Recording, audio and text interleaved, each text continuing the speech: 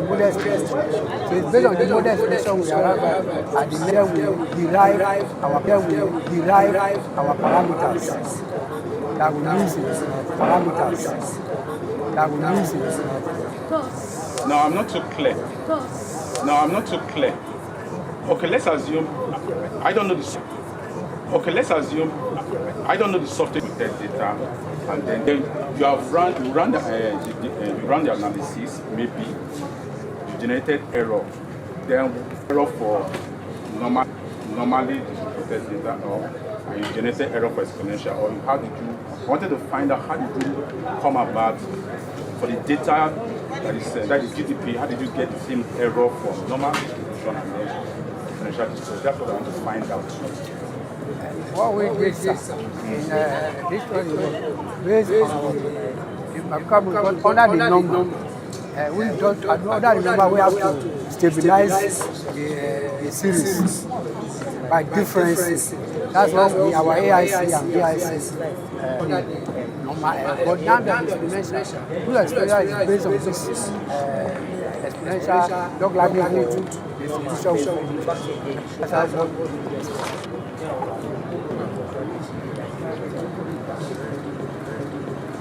Please, more questions and contribution. Please, more questions and contribution. Sorry.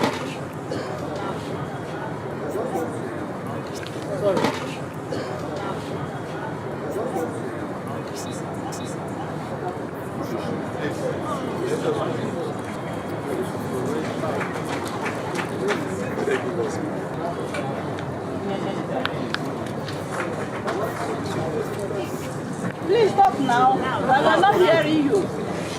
I guess many of us are teachers here. Talk with your teacher voice. What I'm saying is,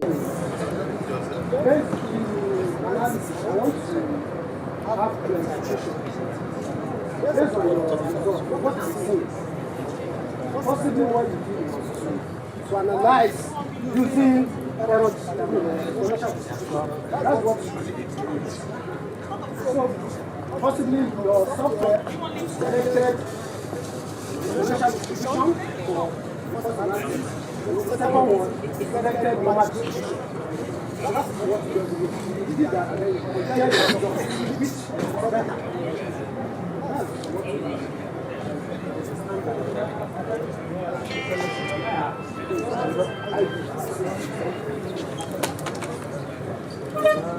Further questions?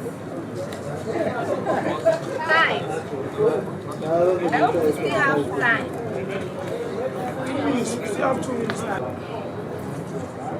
So you can see from your web, even though it is not in PowerPoint, even though it is not in PowerPoint, your equations. That's why you are presenting it.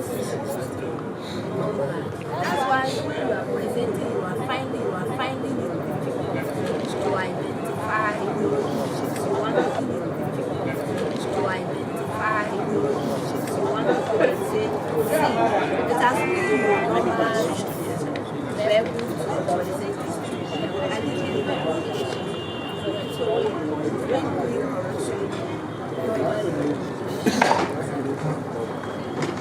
any other contribution or observation? So in absence of no other contribution, can we clap him out?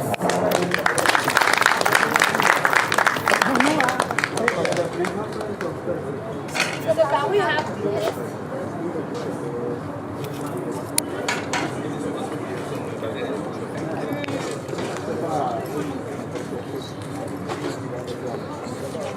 How does that okay, okay.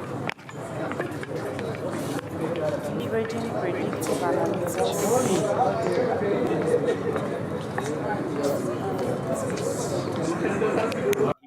Leveraging, Afternoon, everyone. I'm Ejiofor Chidimma. I'm here to present this paper titled Your expression, please. from Federal Polytechnic, Oko. Yes. go back to the title. I'm here to present this paper titled Leveraging Predictive Analytics for Enrollment Trend. Have a good grasp of statistics. Like our traditional, that's what they call our statistics now. Data science and this and that. But that is where it is. So I'm encouraging all of us. Like I said earlier, you mustn't be statistics. Many of you in CBN, you do a lot of data analysis every day. Is it MPS? Maybe is it MPC? Maybe that everyone does statistics to a very large extent. So how we are encouraging people is to come along with us. Thank you so much, my sister. You see, we have a corner we call Women in Cison. Women in Cison. I don't know how many of us are that members of Women in Cison. Please, registered members of Women in Cison. Please, I want to, the people who are background now, I thank God for women. Gone are the days when they say statistics or something are for men. You are doing very well, though. I have to tell you, you are doing very well. You are doing very well. I encourage all of us to come along. Like she said, I go out of my way to encourage women. You know, because we are quite diligent. Anything we are doing, we do it with diligence. The diligence you carry baby with, bring forth, nurse, do this one, do that one. If you put it in data and in data science and data informatics, I tell you, no man will see our back. Please, if you still have any contribution, you can still meet her most of our time. Please, I don't know if these people are around now. SS Ahmed, Joseph, Akinyemi, are you there?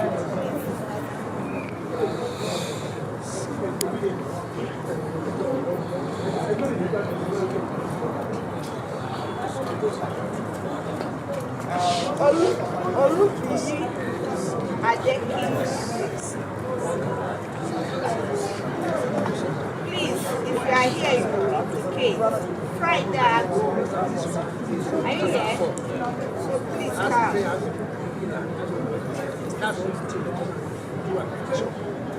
Woman. Please, if you are here, you can go so that we can identify yourself.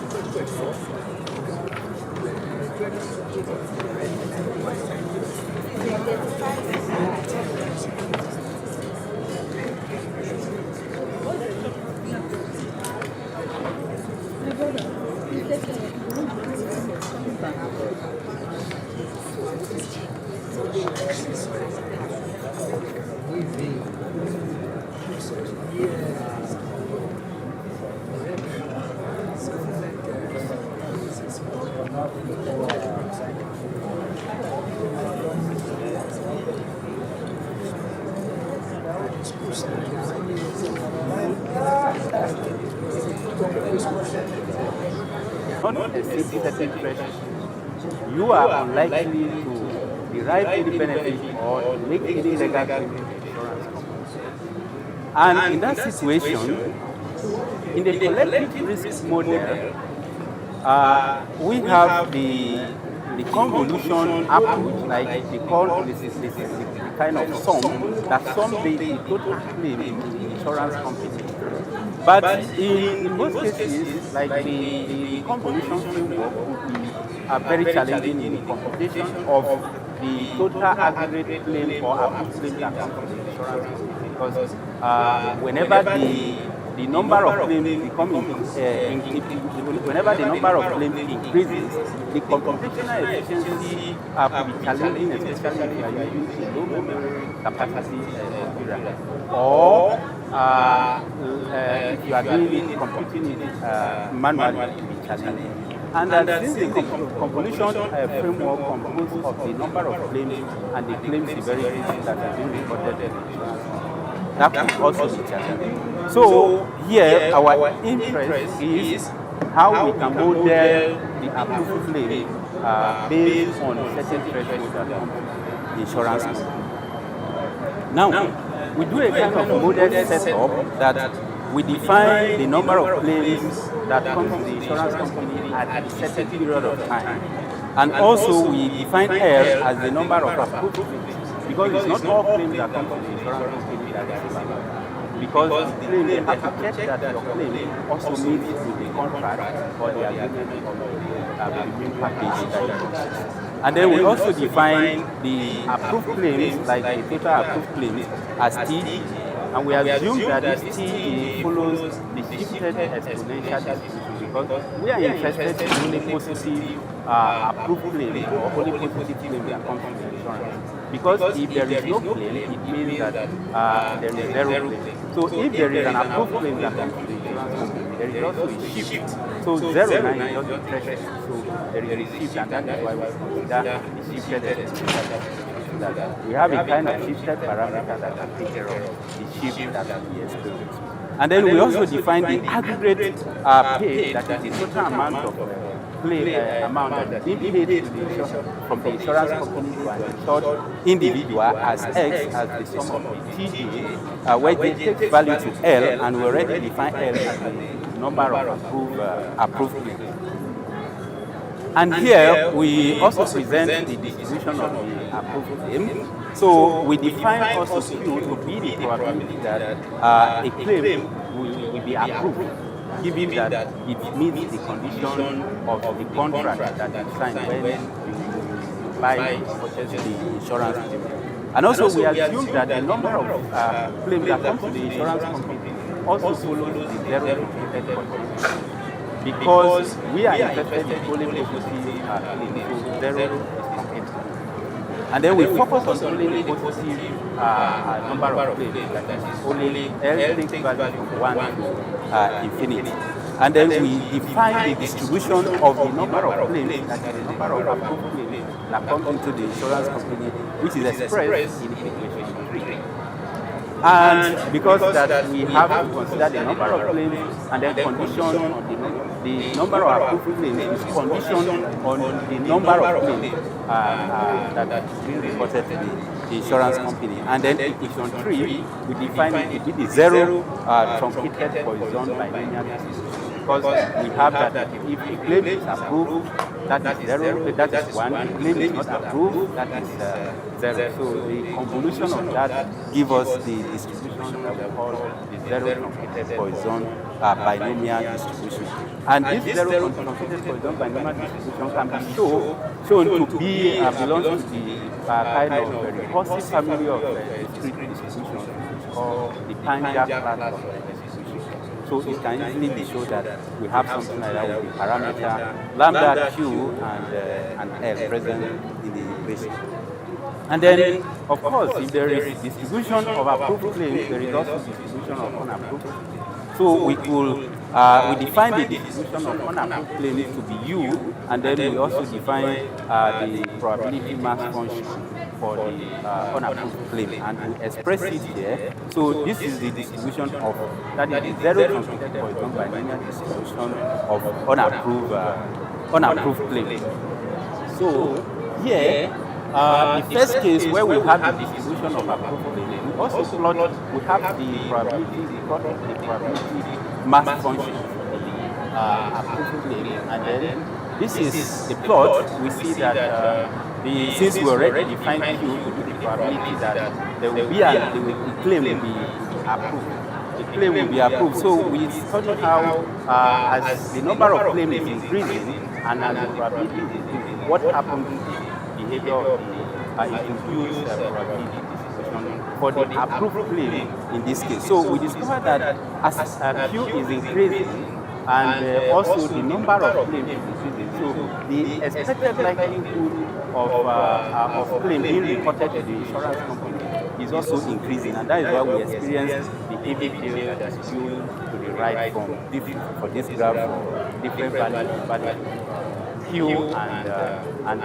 L here represents the number of approved claims approved by the insurance if the contract, if the condition contract condition is met. Now we already present this distribution on approved claim, and that is an individual approved claim in this case. But because since we are interested in the collective risk model, especially that is used for modeling losses insurance, financial analysis, we are interested in the aggregate. So when it comes to that, to the aggregate, so we have to aggregate all the individual claims that are being reported to the insurance company.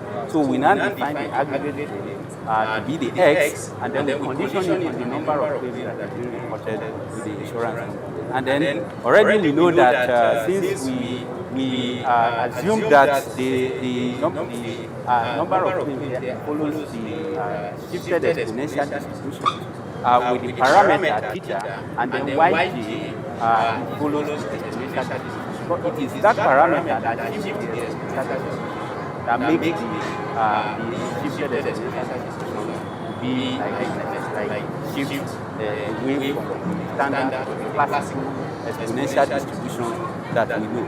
And as we know that the sum of the exponential distribution, we have the gamma distribution with the parameter gamma and beta in this case, and then we also consider that the aggregate claim amount, aggregate approved claim amount, we condition it on the number of claims, and then it follows the gamma distribution, the parameter lambda and theta. And this is we have to convolute now the distribution, the distribution of the approved and that of the shifted exponential distribution, and we have this infinite sum of the aggregate claim approval claims for the insurance, and we define it as this, and also we obtain the plot here for different parameter values, and we also see here to the right with different parameter values. So we consider the parameter estimation because the probability function that we have there is non-linear, and we also try several approaches to see if we can obtain a close expression for the parameter.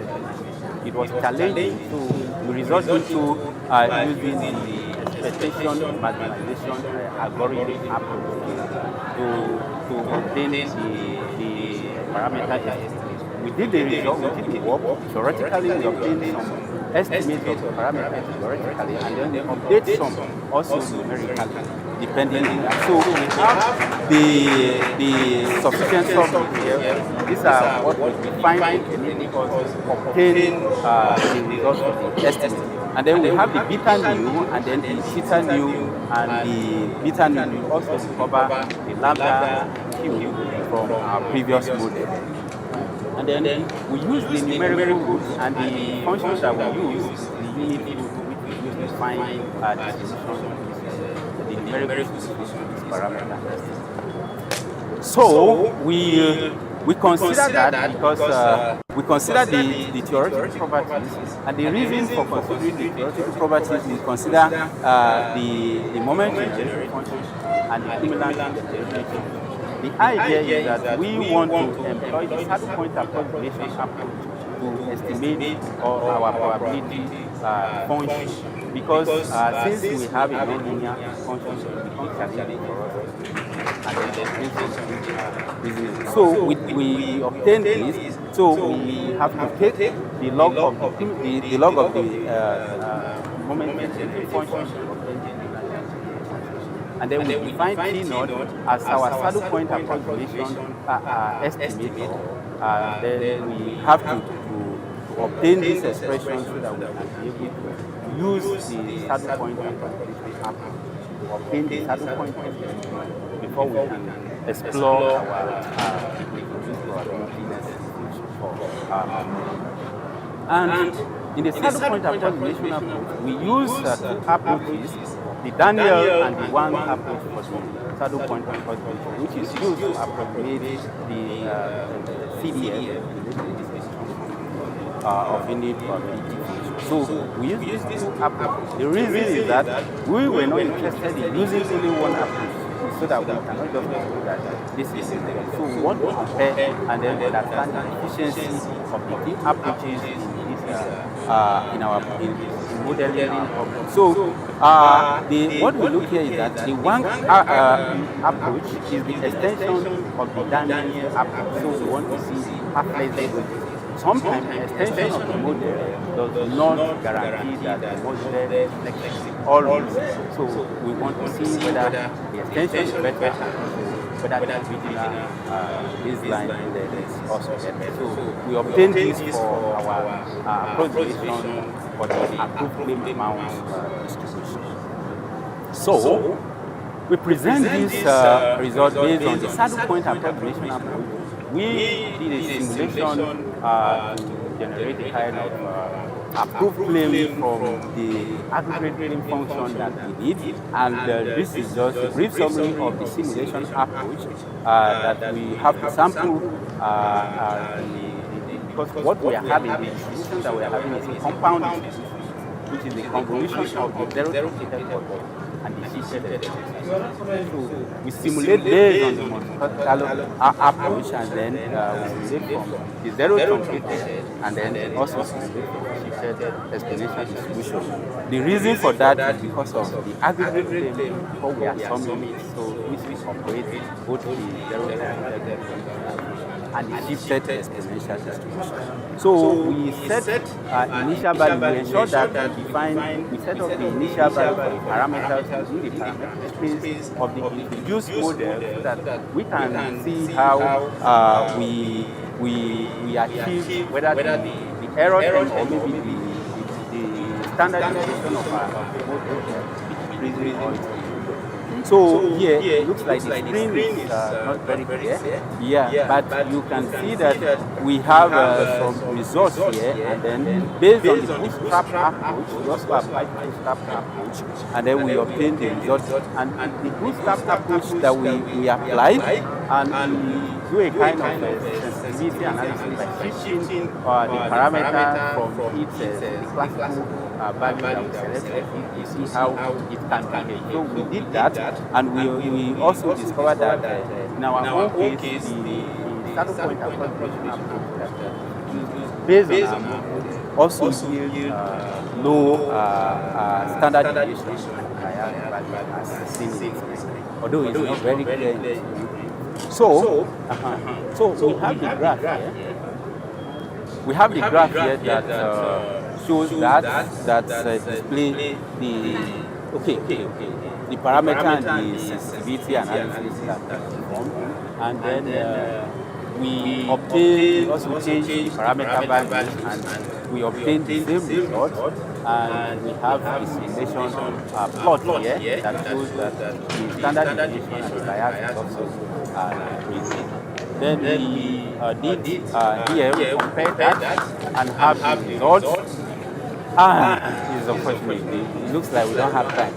So these are what we have, but in conclusion, we are able to propose a kind of a framework that develops the novel zero truncated Poisson linear based aggregate claim amount distribution, and we also obtain the estimate of performance, study that, and based on standard square error.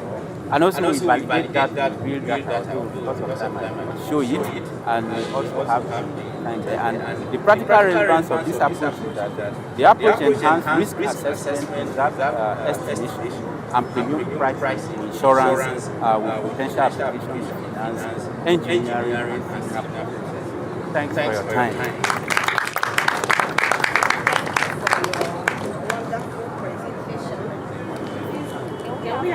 We have questions for him. One question that we can take. 2, 3, 4.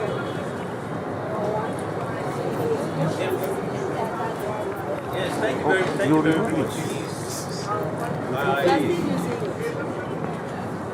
I think you can hear me. I just want a kind of clarity. You know, if I get to say this about approved claim, I still want to, as you are saying this, I'm thinking that approved and not approved should be premised, or I want to assume premised on the availability of factor, which is form. And I'm not seeing, sorry, I'm thinking, I'm not seeing that parameter or that factor here, because sometimes unavailability of funds will also make approval. Sorry, what is that? I'm not just saying. What do you think? Thank you very much for that question. I think in a working system, when you enter an agreement, you cannot deviate from it. If you purchase the premium package from insurance, you fill a contract, that contract binds you with the insurance company. So it is not your interest whether the insurance company has money to pay you or not. You report it. And in that insurance contract, there is also a threshold. That threshold is even the reason why we apply this. So it is not whether there is money or there is no money. In a working system, once you have a contract with insurance company, they already have a reserve system that takes care of it. So that shouldn't be maybe whether there is lack of compromise illegal action in a working system.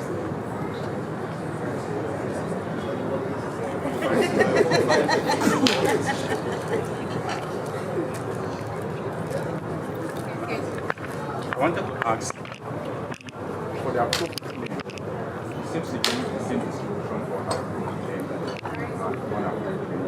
It says it is the same distribution in this. Is it the same distribution you use? No, it's different. Then I wanted to also find out that the results you obtain from the reward, does it correspond to your simulation? Okay. Yes. We have that.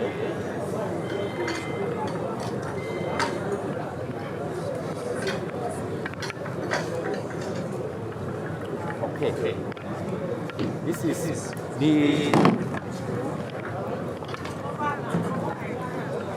the reward. Yes. The reward result here, what we did here is basically to compare the apples now, the wang and the dandan apple. Based on this, you can see the difference. And you can decide which is better. So we obtain data from the online platform called Jinx or something like that. We obtain data from there. That data is specifically for approved claim, that is payment that is from the insurance company to various individuals. So we have it's a lot of data. We have over 2,000 then we use it to fit into this application and then try to compare the use of this application. This is where we I wanted to find out this real life is it for fair contest or just global contest? This is a global contest. Because in fact, this is the US data from the US insurance company. Yes, this data is from the US insurance company. Because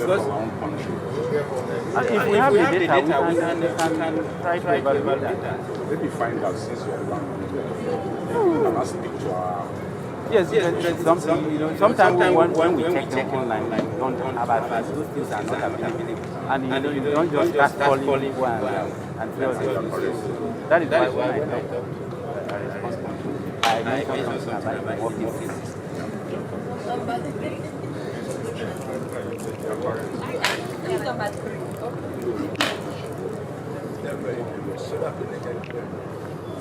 My question aligns with the last person that asked the question. I'm expecting to see the distribution you derive. If I'm not mistaken, you derive called the shifted exponential distribution. I'm expecting you to compare your own distribution with this one, the already existing one. And that particular one, you claim that performs well in modeling insurance claims. We should see it perform better than both graphically and using all these AIC and BIC. So I'm expecting to see some of the values, estimations you obtain. That is the pattern. When you derive a new distribution, you try to apply it to see how it performs in modeling that particular asset. Thank you. Thanks for your. Okay. From your question, from everything, Daniel, you told us why you're presenting one. Yes, one. It's an extension of that. So, from so it is expected that people will say not all time. Extension. What they do is this one cannot. So, comparing the two, I don't think my question compare these ones. Oh, well, I thank you very much. I think good to ask this question. Well, in this study, we have a scope. We have scope for the study. We try to stay within the scope of the study. And in addition, maybe you didn't understand me when I said that we employ a certain point of contact. The reason for the application of the saddle point approach is to use that approach to approximate our distribution, because we are interested in obtaining a saddle point estimator, which is derived in your something like that. Yes. Here we have T0. T0 is the saddle point approach. And because that we have a non-linear system of operation, it becomes challenging for us to have a closed form. So what we did is that in a conventional way, you employ the saddle point approximation. What I'm doing here, I am not comparing a shifted exponential distribution with another distribution. The shifted exponential distribution has been comprehensively compared with several distributions in the literature. I only employ shifted exponential distribution as a shifted, which has a shifted parameter based on the conditions that we define for the approval claim, because we are interested in only positive approval claim. So we have shifted from 0 and then approval claim now start from 1. In that case, we are employing the approval claim and the shifted exponential for the approval claim, and then the zero truncated Poisson distribution for the number of claims that come into the insurance company. So that zero truncated Poisson is also truncated and it does not include 0, and that is why we employ that. So we only employ that immediately in our problem and not for comparative analysis. Number 4.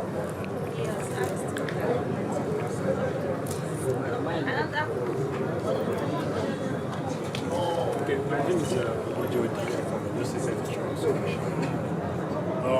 Looking at your paper, I don't know if you really captured the claims ratio in relation to pool of funds, as in how do you capture the kind of like the red flag, is it like 30% in terms of the pool of funds available to approve a claim? Trying to relate towards this question. Well, that would be another study. But that would be incorporated into when the risk analysis. So that is not within the scope of this. Oh, yes, you can use the real risk analysis.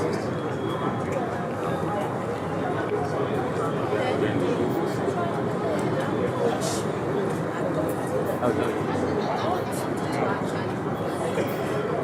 What we do, the interest is to check the sensitivity analysis, and then when we consider for instance, here we set lambda to be 5.8, and then we decide to consider any minimum smallest number, like let's say we increase lambda a little bit from the normal one that let's see how the parameter affects the model. Then that is the reason why we did that. We selected, for instance, in table 1, the bootstrapping we did plus, you can see the plus 0.1. And then in table 2, we did 0.0, that is 0.4. So we add it, it's like if lambda is 5, add 0.4. And then if lambda is 6, add maybe 0.88. And the reason why we have to consider the values within. What do you mean? Oh, the number of times they disrupt this thing, we didn't compute that. No, we did not include that in our program. We are only interested in considering a little capping value, so it's little shift, so that we will not have a problem with the algorithm or the optimization program, so that it will not delay or something like that. I did something like that. When you increase it takes a lot of time for computational for the program to run. Yes, of course. That depends on this is the computer I use. Further questions? So can we clap in now?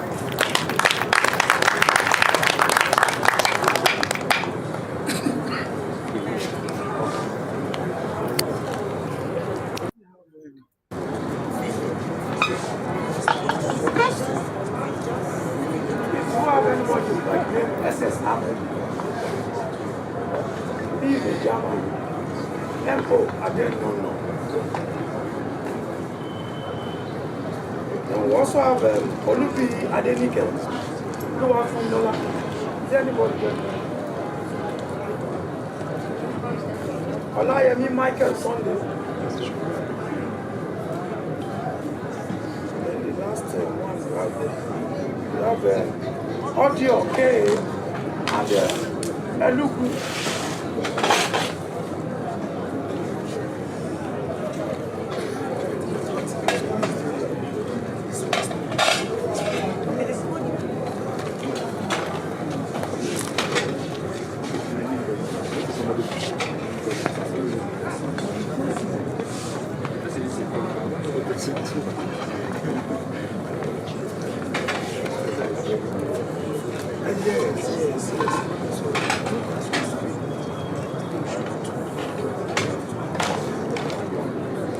Any presenter?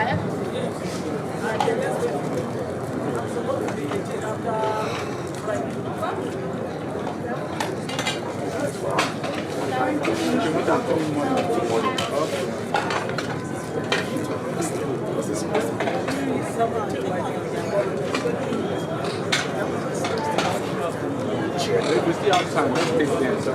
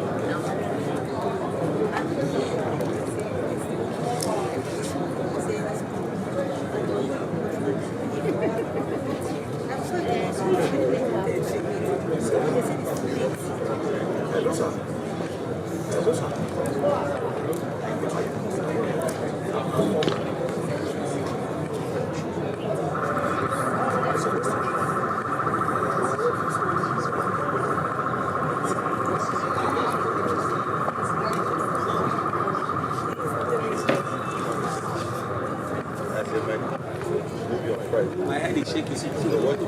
They go and they come. No.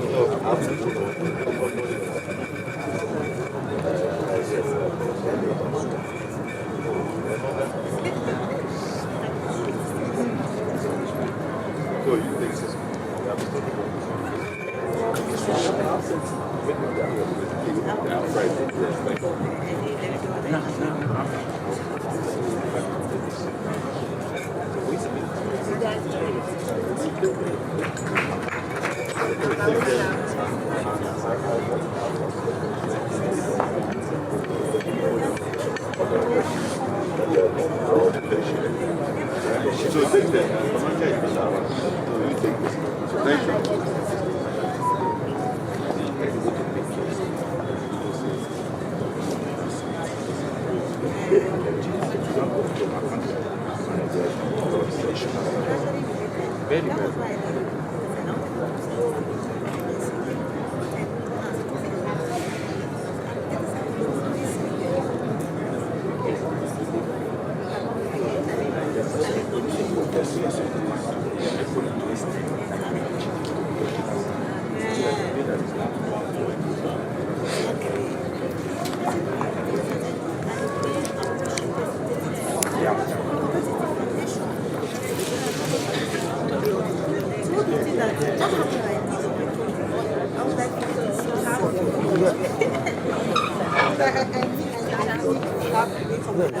Okay, good afternoon all. I am Rilwani Yakubu Mohammed from Cison Polytechnic, Lafayette. I am presenting a topic, the application of other logistic model on blood pressure of patients in Dash Hospital. That is our new teaching hospital. So, as you all know, logistic regression model deal with binary, that is true. But as you all know, logistic regression deal with binary, which is true. But the other regression, other logistic model use more than two. And the data I'm using, that is the BP, it has 4 levels.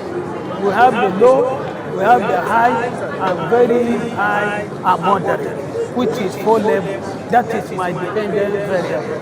So we are applying it on the independent variables of age, sex, gender, employment, and other factors that contribute to the rising and low of our BP.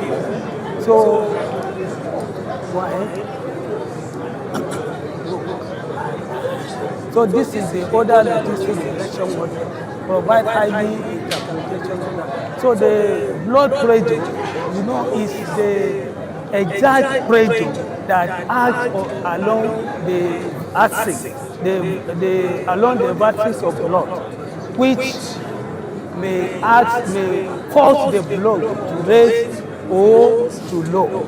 So under the scientific blood pressure, we have the systolic and diastolic. The systolic is when the blood beats, that is the rise, you have the systolic.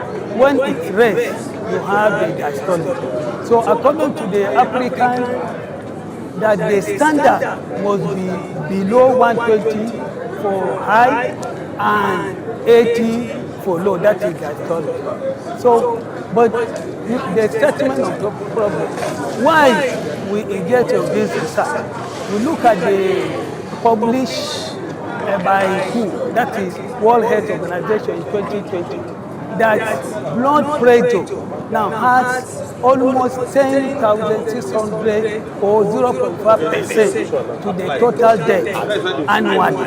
So it is an alarm, and we need to research on that. And participants here are part of our sample of our data, because we have men, which is sex here, we have the employment status and whatever. So this is the necessary thing that force us to carry out research, so that we can now try to know which of these auxiliary variables, that is the independent variable, that contribute high to the blood rising. So these are the aim to fit the other logistic model on the blood pressure in seat in our table 2 and estimate the regression coefficient, the beta that is positive and the beta that is negative. Positive, that is the increase and the decrease. So you see the model in table 2 and table 3. So the score. Okay, as I said, the high is what we call hypertension. The low is what we call hypertension. That is the second one. So the normal blood. So these are part of the chart that for 114 to 90 is high blood. So if you experience this kind of reading in your blood, you are having an alarm that your blood is almost high. So the average is average. So method of data, go back. So the method of data, this we use the secondary data from the register book of medical and record of the actual teaching hospital. The model specification, that is ordered regression model, because we have more than 2 levels. And the assumption of the model, you know, like linear regression, the y and s must be linear. But the other regression model, it doesn't, y and s not necessarily be linear. And the error time too, not necessary to be ordered. So, before that one. So we use the likelihood ratio, that is to compare the results. This world statistics is to assess the contribution of individual independent variables towards the blood pressure. You know, some are married, some are not married. Now, people that marry, now as a result of you are here and somebody at home will not call you, the food item has finished, the thing will hit you. You plan for 5 days, and those 2 days, the thing they just signal you. And it will make it to right. So when it's coming down, it's not going to stay at that 80. It will go down below that, and you have the potential. Other side, those with the sex, that is the male and the female. You know, most of the female, if they are pregnant, they will experience that of high blood pressure because of the fluctuation that is happening in the stomach and whatever. So these are things. Your own is there. So these are two. No. So from this with data, we assess each of these attributes. That age, the sex, employment, and not employed. You see, if you are employed now, you are working here, you are expecting a lot any moment now.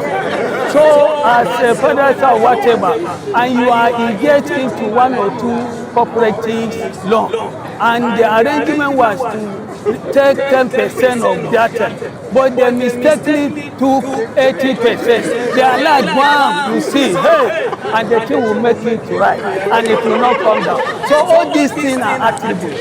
So if you look at the result there, no, you see the result, that is the summary result. For age, the coefficients are there. So for age and body mass, you know, some of our colleagues that are obese, that is why I say most of the samples are here. Some people are big, some people are big. So those with obese, they don't do exercise.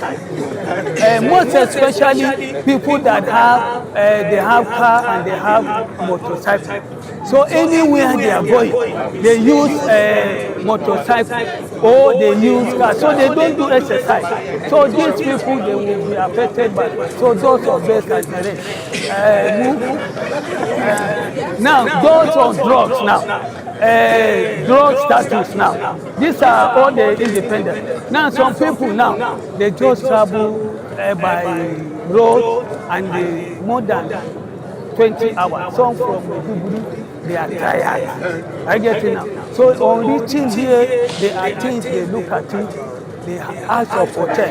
And in the final there, the highest hotel, they say 5,000, 10,000. And you sleep comfortable. On reaching here, they say a room is 50,000. And you are going to stay for 50 years.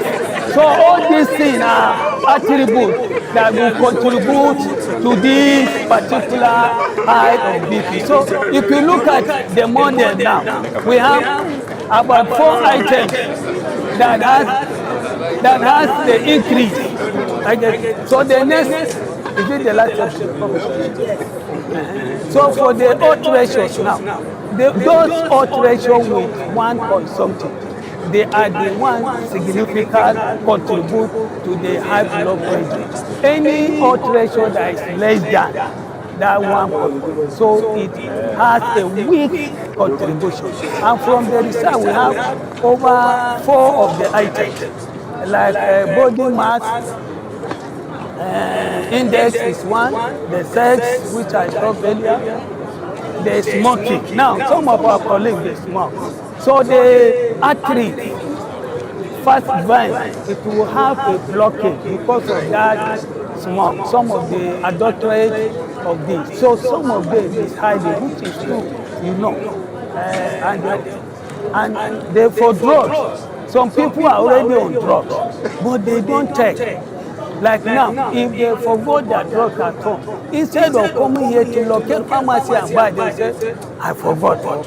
They will not buy. They will say, when I go home. By missing that 3 to 4 days, it will affect, and with some of the exercise, it will affect, and it will now rise the BP too. So in conclusion, we have I discussed already. Yes, the conclusion now. And see the conclusion now. So these are the attributes that contribute high. The sex, smoking status, BP drug status, body mass index. All these 3 are significant because they contribute more as compared to other factors. So these are the recommendations down. There is need to find the modest expression to enhance influence and prediction. Thank you for listening. And you go and take your goal.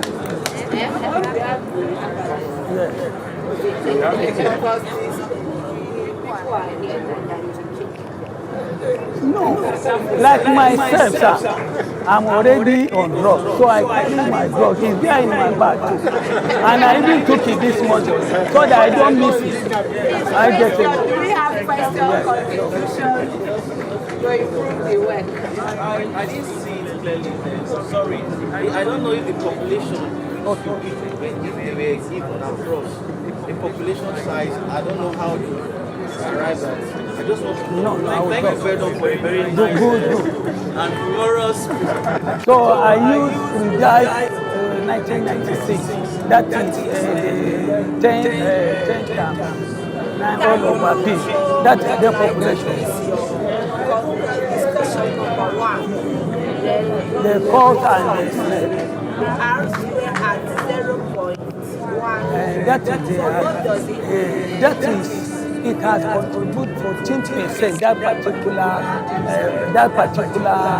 You know, we have about 4 methods under window. One of them is cause and snake, which is used to assess the contribution of each of the independent.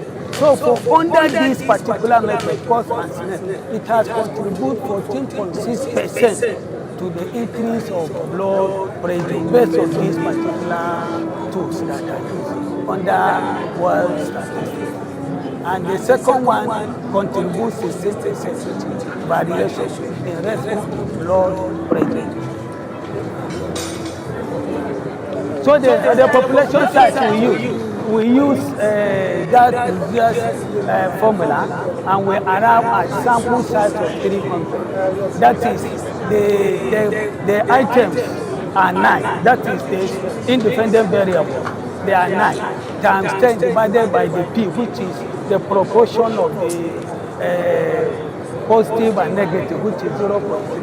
By the time you multiply the number of samples times 9 divided, you are going to arrive at 300. So there are 300 sample size that extracted from the register book of the RTTC what we do for the study, and we have the frequency and other in table 1. Is it the introduction? No. The scientific blood pressure. I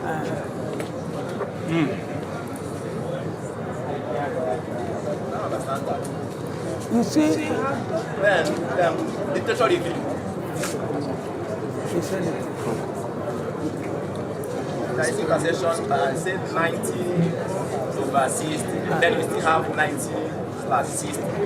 You see, as I said earlier, you have. And you are doing a part range. That The range is already covered in the second to the last. okay, the normal blood.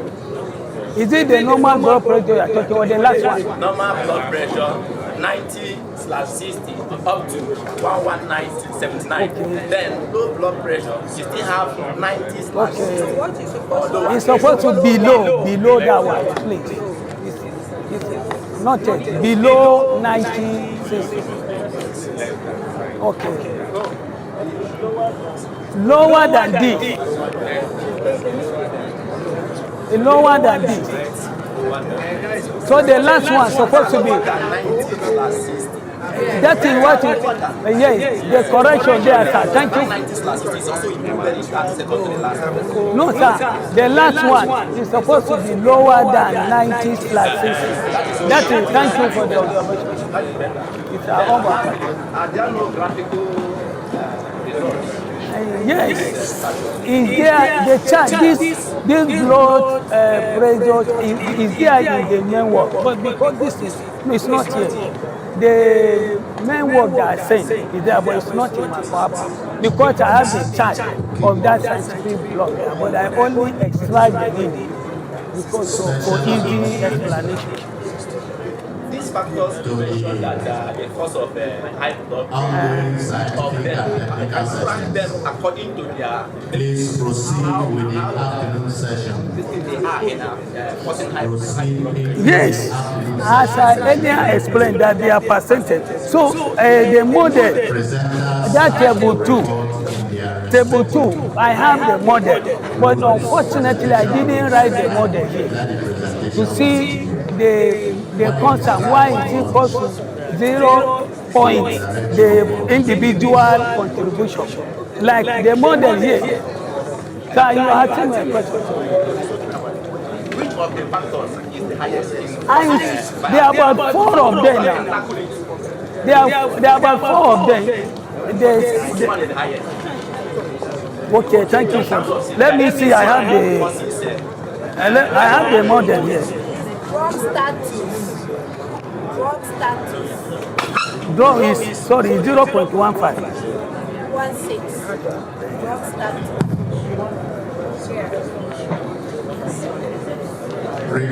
Yes, but by this model, the one I'm having here, the one with highest is 0.27, which is exercise, lack of exercise.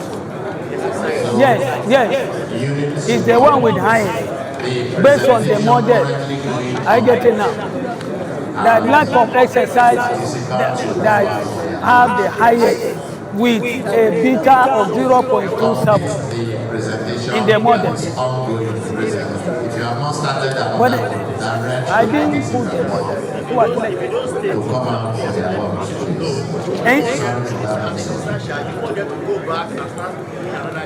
No. You see, this is God's PowerPoint. My belief here, we are all statisticians. Now, secondly, the model parameters estimated are here. And we have the negative sign for decrease and we have the positive sign for increase. So from this model, by the time you put all your B's, that is beta 0, beta 1, beta 2, you get the model, you can now forecast and do whatever you want to do, either to decrease or to model whatever.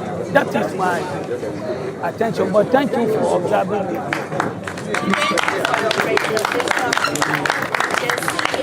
Aims and objectives.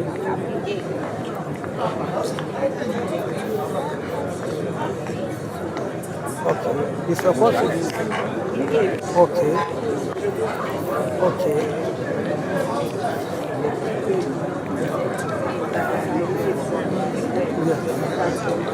Yeah. Thank you for your presentation. From the announcement, we are to go for our lunch. And come back for the afternoon section. So purpose of the it's supposed to be in the afternoon.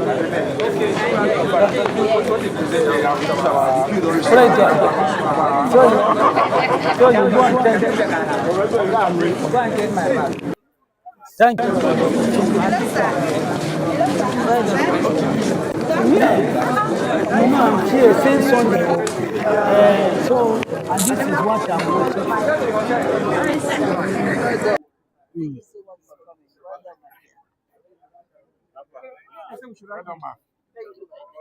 Thank you so much. Thank you for your contribution. We appreciate it. Thank you so much.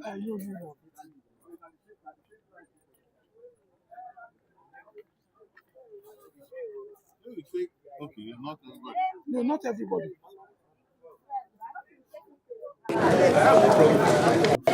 Just this. Please, can you get me my charger and my power point and my... Gbogbo wa la ti rí ṣíṣe gbà. Gbogbo wa la ti rí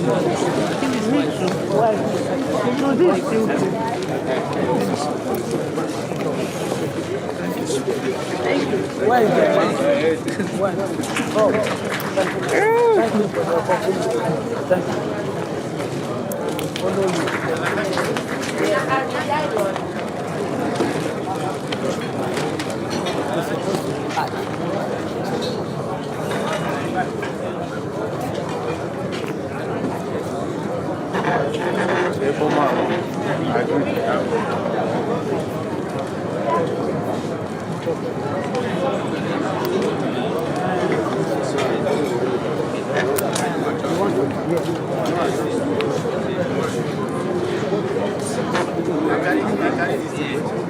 So I don't know now.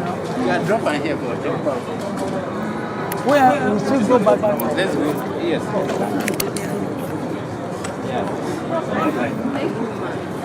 Is it just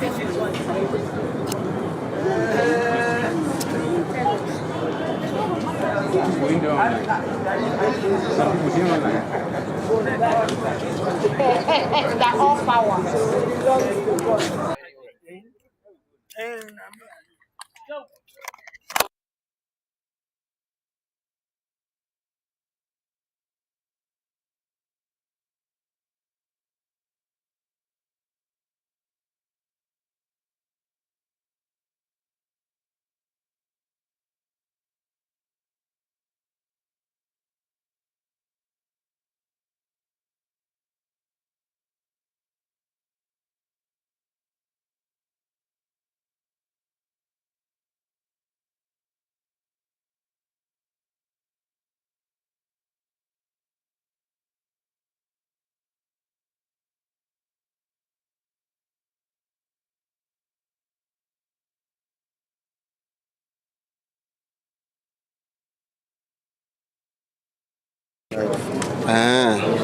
no be them teacher then. What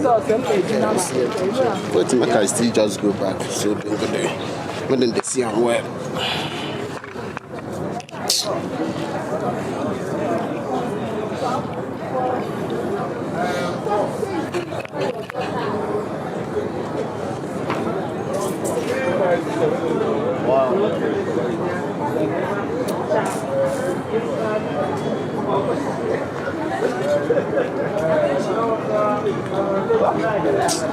See, aloha. Good person food to be them like say na good.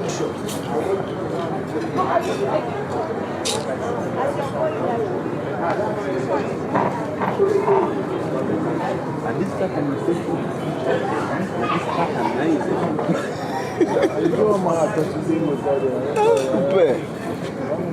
Upe.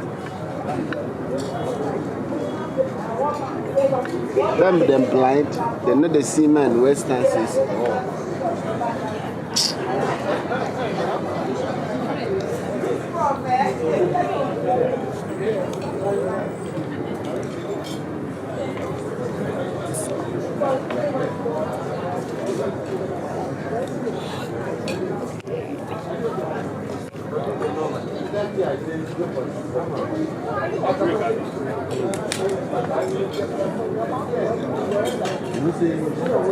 So, me on Davis like use this.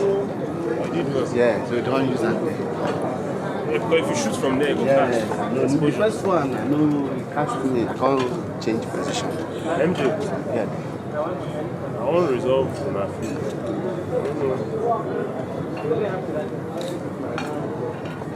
The power bank you use.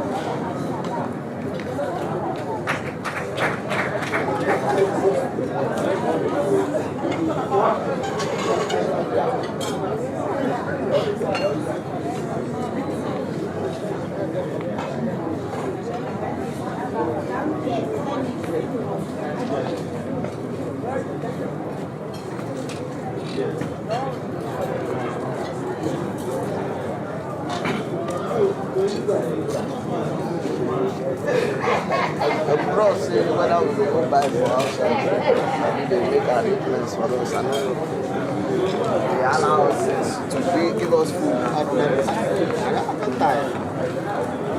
They allow us see one person take them.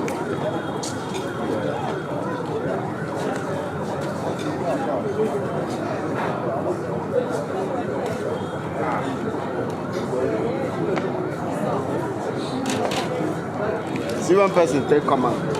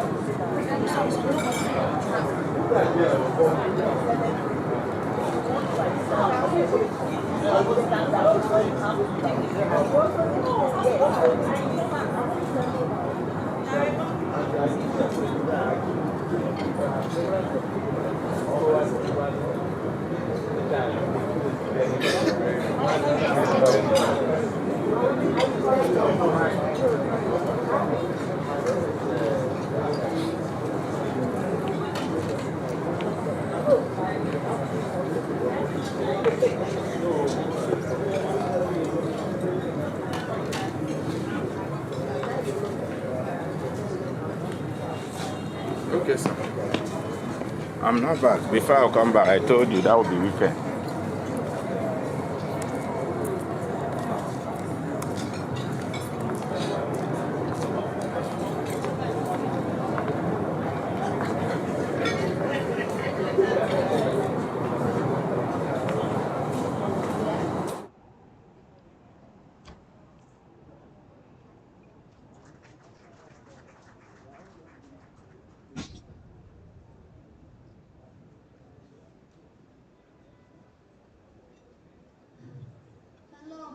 It's time for lunch.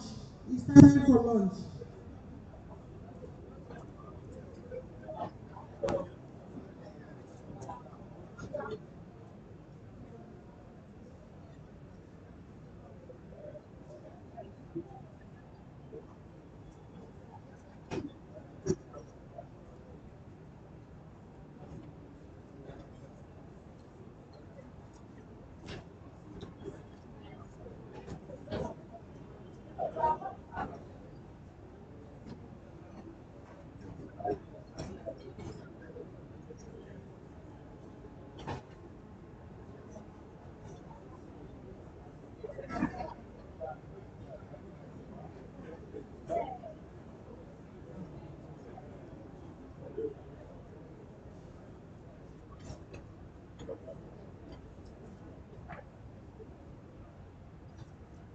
Please, for the council members and the special guests, please go to where you ate in the morning.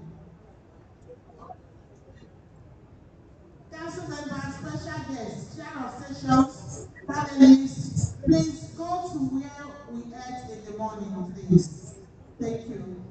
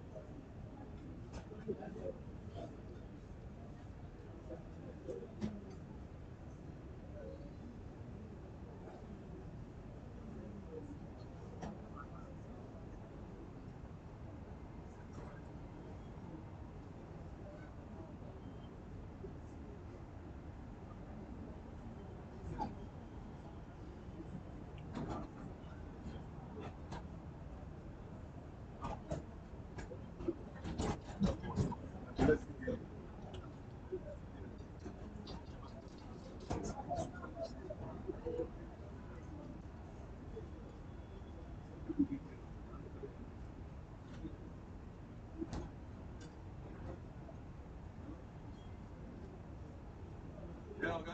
I mean, they call you with what's it? I first see you. I first see you for my bag. Later, when I look again, I see you in job. I thought they wonder, you person you fine.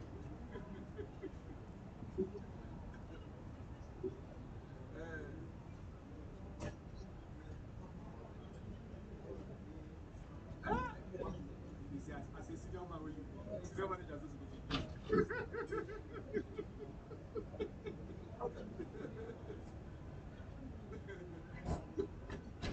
finally, I don't succeed finally. No, rice. Make a package after I take it. I the next day. No, I ate in the office.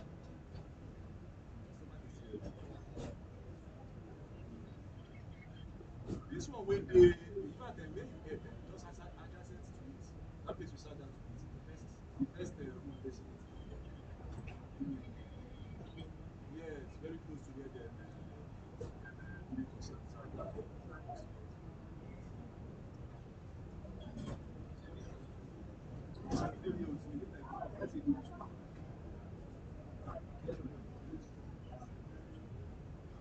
Man, no one join this one. No serious one. Like yesterday, when I serious.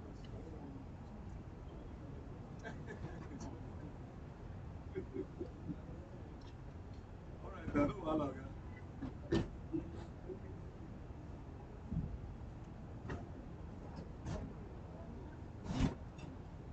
Hello.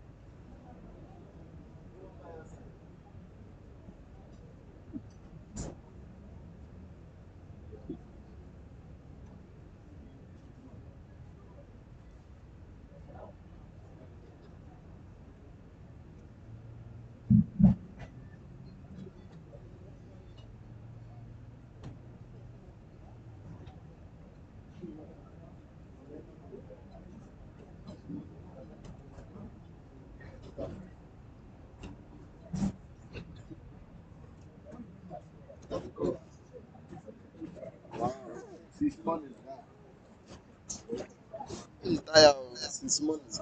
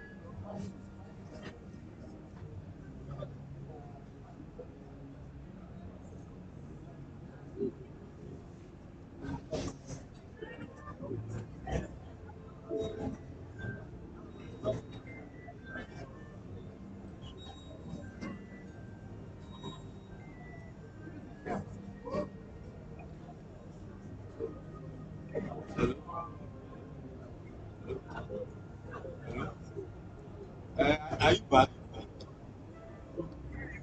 I mean, press statistics, yeah.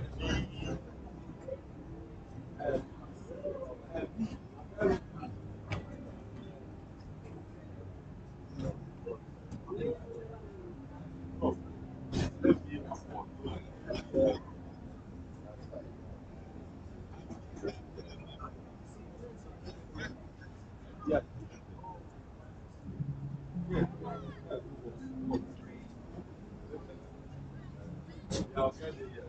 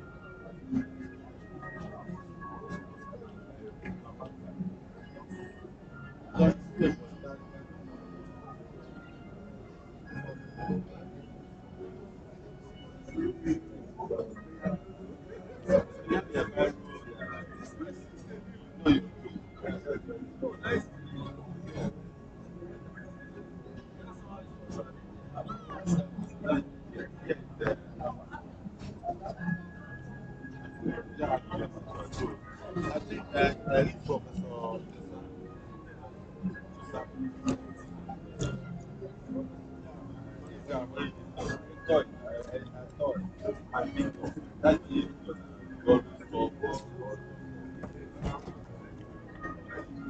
so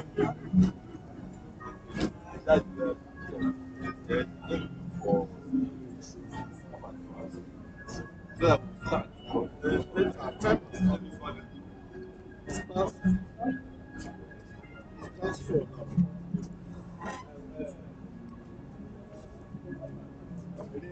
What are they?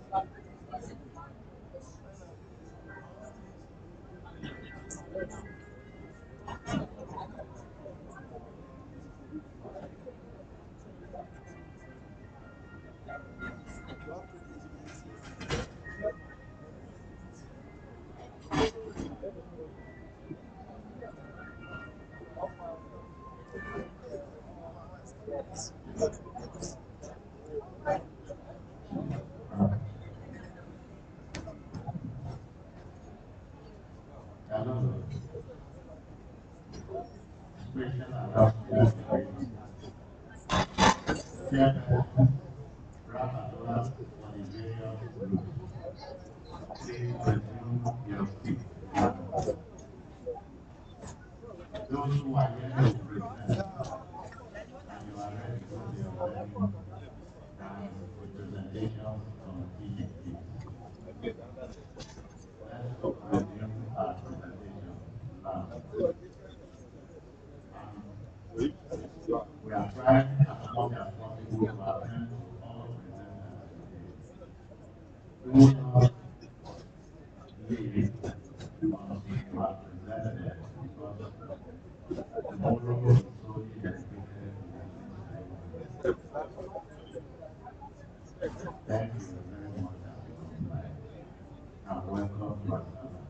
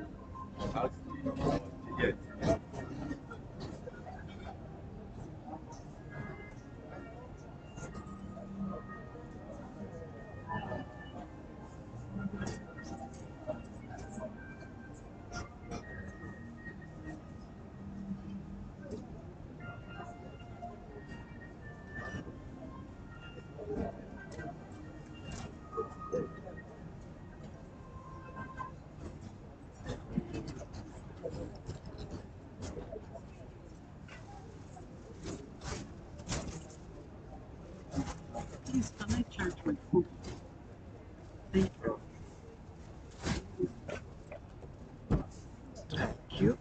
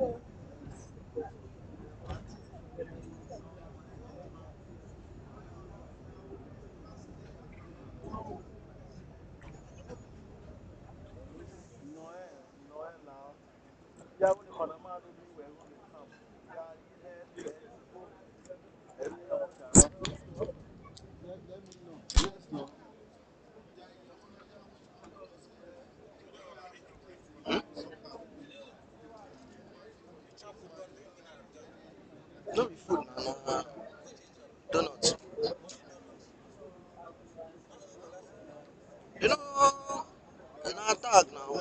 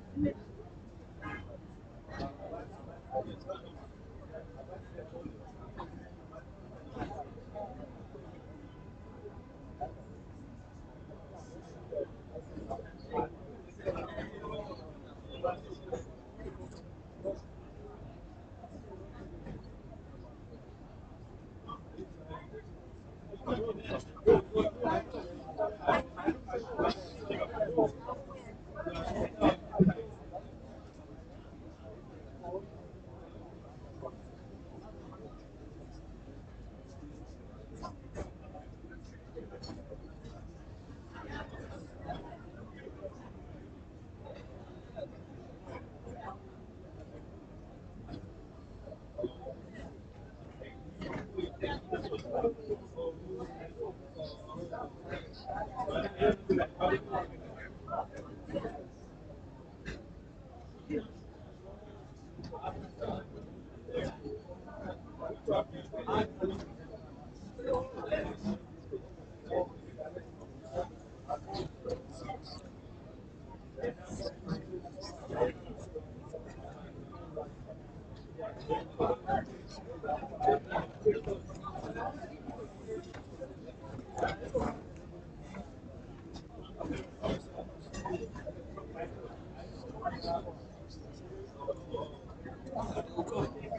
don't know when they are starting this for them to start.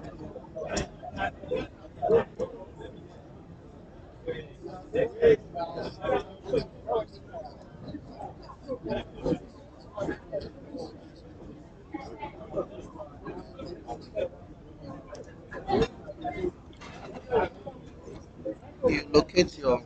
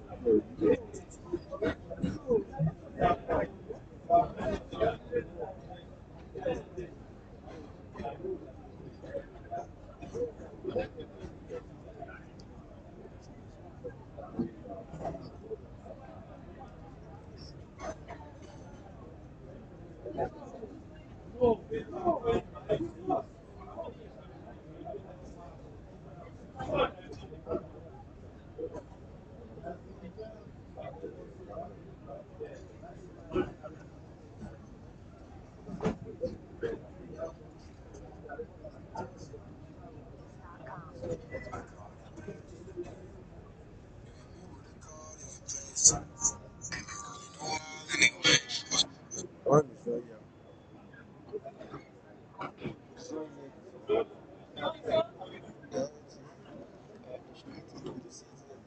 No, no, no. Why when you came outside, that's when they said you should go.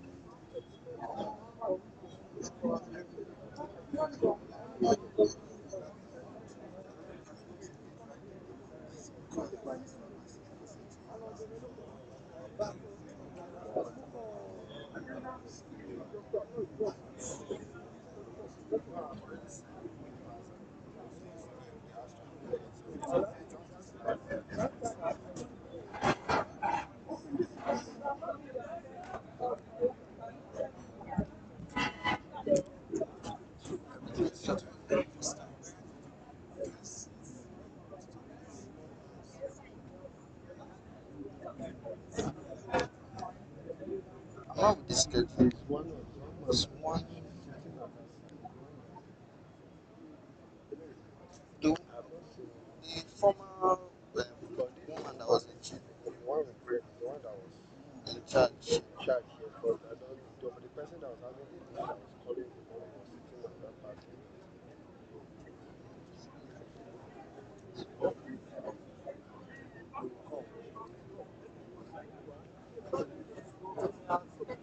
No, the other one is money section.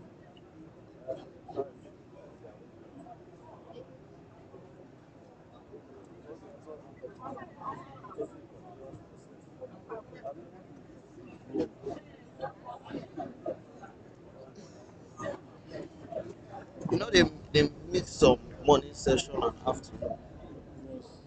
Some morning section and afternoon session was missed in this form because some people were not around.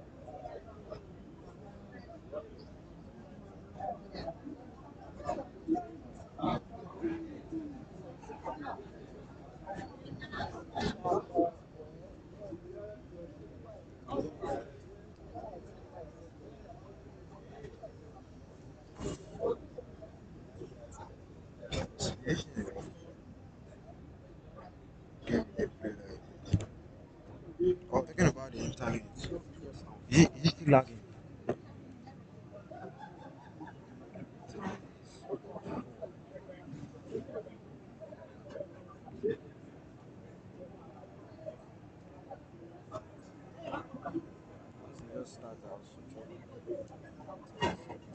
Okay, man. Grand theft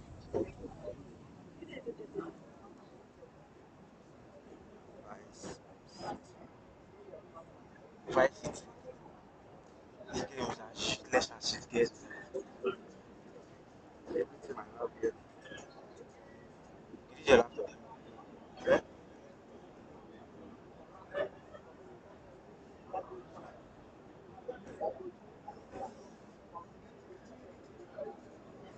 How many? Does it have a graphics card? Let me see. More like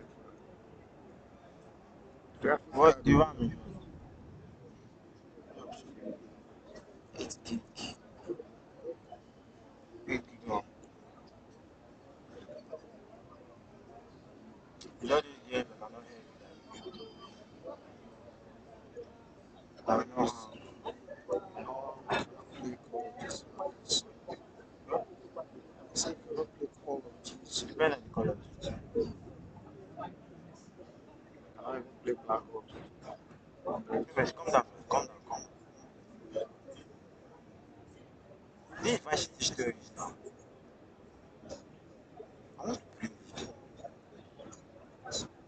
Yeah, like, how did you like FPS online? got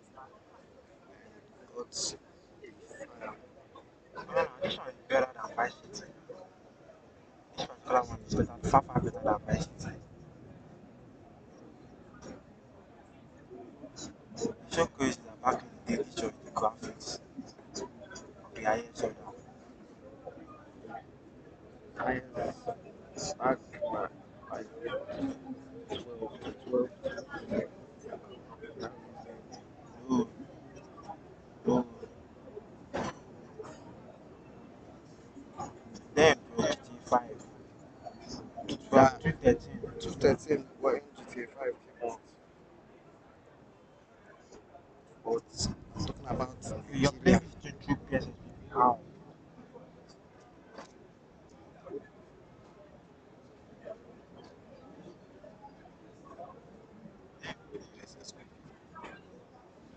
See, then you now download the ISO. Yeah? I'll download the ISO. The ISO is like for laptop. ISO is for laptop. For PC. Normally, if I don't download the ISO, if I download the normal ISO, like the one for phone, to not work on PC.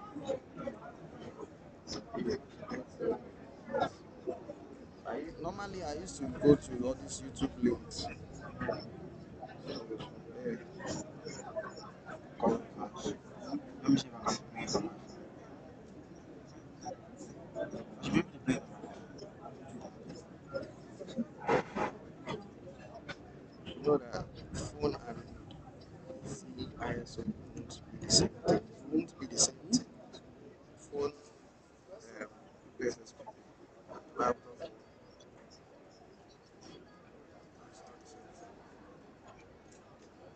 not the same thing. I think I gave my job. I have collected it, but not for my job. I can still collect it through Flash. I don't have flash now.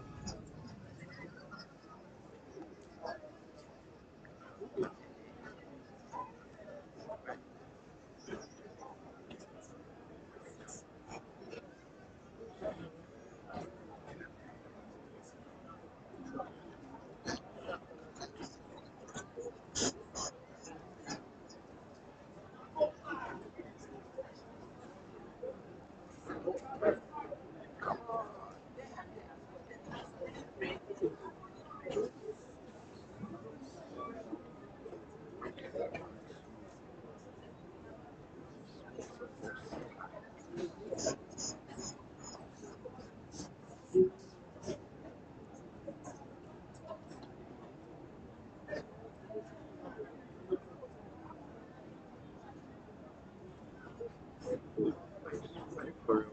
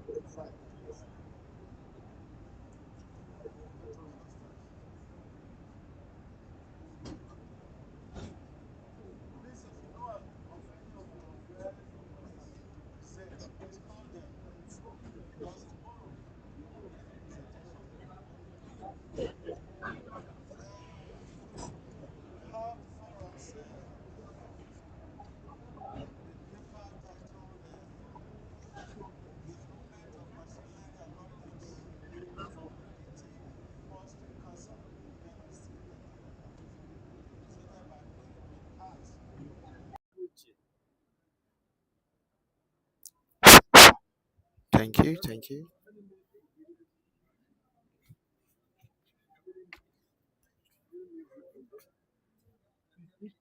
Okay. Is it working? How many minutes? 10. Okay. Okay. Questions? 15 for presentation. 10. Okay. We'll define it properly. 5 for questions. 15. Because you have the floor 10. Good afternoon, everyone. Good afternoon, my fellow statisticians and other presenters. I'm by name Archie, lecturer in Federal University of West Science, Department of Biostatistics. Also, my co-also is Dr. Rotimi Felix Afoladu from the Department of Geology and Medical Statistics, University of Ibadan. But it was included in the name paper. So I'm here to present the work development of machine learning algorithm for predicting of prostate cancer in the United States. These are my presentation outline.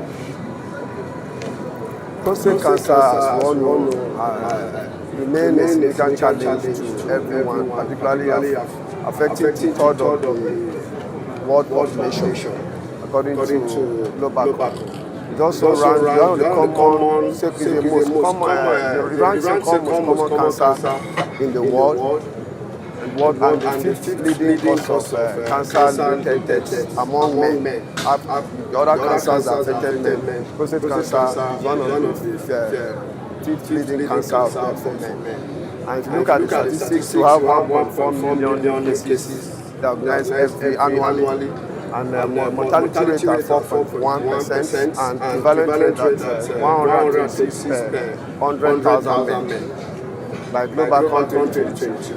About 70% of the African men are affected compared to the white counterpart. That record was given by American Cancer Society 2023.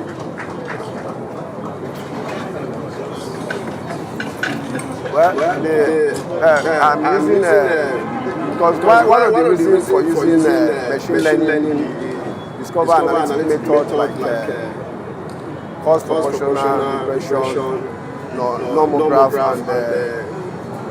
and logistic regression models. Sometimes they have challenges when dealing with plenty, a lot of data, and then the interactions within the various variables that you're looking at. Some of them has a lot of so that's why the reason for using machine learning, because it encompasses a lot of it carries a whole lot of data sets, and it's also innovative when good at a lot of people are using it to predict a lot of diseases, to aid medical doctors or health practitioners to be able to detect early cancer. One who have cancer is very dangerous, and so it helps to. So the reason why the modeling helps to predict individual risks, early diagnosis, risk stratification, and personalized treatment. Like I said, so statement of problem. If you look at the statistics, in Nigeria, prostate cancer ranked 9th in the global mortality rate of 14.4%, 40.4 per 100,000 men, indicating a significant burden among men. And predicting an individual risk of developing prostate cancer is a significant challenge in clinical practice, because sometimes it leads to overdiagnosis, but by the time they come, the threshold for PSA, which is prostate specific antigen, is 4. By the time it has above that threshold of 4, most clinicians will tell you that you have prostate, and they will not suggest you for biopsies to be operated. So a lot of often, and it can be also lead to what also the DRE, when they check your digital erector, is by physical examination, and they find one or two something at your glands. They also so these are factors that they use to predict. They use to tell whether you have a prostate. But the aim of this is to help tell clinicians exactly what factors that are contributing that can help you. That these factors are significant in your any kind of patient. Give them more clarity on what to do, whether the person needs to undergo biopsy, because it's actually expensive. It's a whole lot of time demanding, and it affects individuals and families that are involved that have such this thing. So why we are using this model is, like I said, because the analytical method, like the logistic regression model, the assume linear regression, linear assumption of linear regression, and they have limitations, because when you are dealing with dynamic data sets, where your data sets have a whole lot of variables that you cannot really use. So, but machine learning has that ability to help you to automatically learn the complex patterns of the drivers of your volume of your data. So, like I said earlier, it's because it depends on, normally the analytical method depends on what? Predefined assumption, linearity, and normality or independence. But machine learning will help us to reduce such effects. And then completely this also, the project, because of this work also leads to NGG goal of 3.4. Also say aim to reduce premature mortality and non-communicable disease by 1/3 through preventing measures. So this work is important. It helps to educate men that are above 40, because for you to be tested prostate cancer, you have to be at the age of 40 above for you to go for regular checkup. And I think in my write-up, I also stated that you have to go for frequent records. So the general objective is the aim is to develop machine learning algorithm for predicting the risks of prostate cancer. The specific examples are to develop predictive models for prostate cancer, evaluate the predictive performance of the developed model that we are going to use, and then quantify the main features contributing to this predicted risks of prostate cancer. These are some of the literatures we consider, and obviously you cannot actually see the whole lot of these things. These are the conceptual framework. We are looking at the demographic factors, where we consider age, ethnicity, clinical laboratory information, where we look at the PSA, the DRE, the prostate volume, and then we look at lifestyle factors, which are smoking and alcohol. And then family history, because some of the prostate cancer also some person due to family history they have, and whether from your uncle or a cousin or related in the blood cycle. So and the next one, hematological indicators, where we consider the PS, the PCV, the white blood cell, the red blood cell. Why we do that? Because sometimes these things temper with the systemic aspects of the system. So that was, we extracted about 824 data sets extracted from medical records of 3 specialized healthcare within Benin State, which are the Benin State Teaching Hospital, the Federal Medical Center, and the Neurodiagnosis Specialty. First two we are government settings, and the other ones were private. Population of, and like I said earlier, the record consider patients that are age 40 and above. That is where you can find such diseases. So we consider ethical trials, and these are our inclusion criteria. You must be above 40 years above. The patients must have come for care in these 3 facilities. And also participants have been screened for prostate cancer. So by the time they carry your various the measures, like the factors that you have, the PSA, the DRE, and other factors. By the time they take to the lab and discover some basic things, tested prostate. But before you do that, they have to do biopsy to carry a sample, a tissue from your this thing, and then take it to the lab. Histopathology will advise you to come back whether you are you have a presence of prostate cancer or absence. So we also keep that as a record. Then, like I said, we consider clinical diagnostics and demographic factors.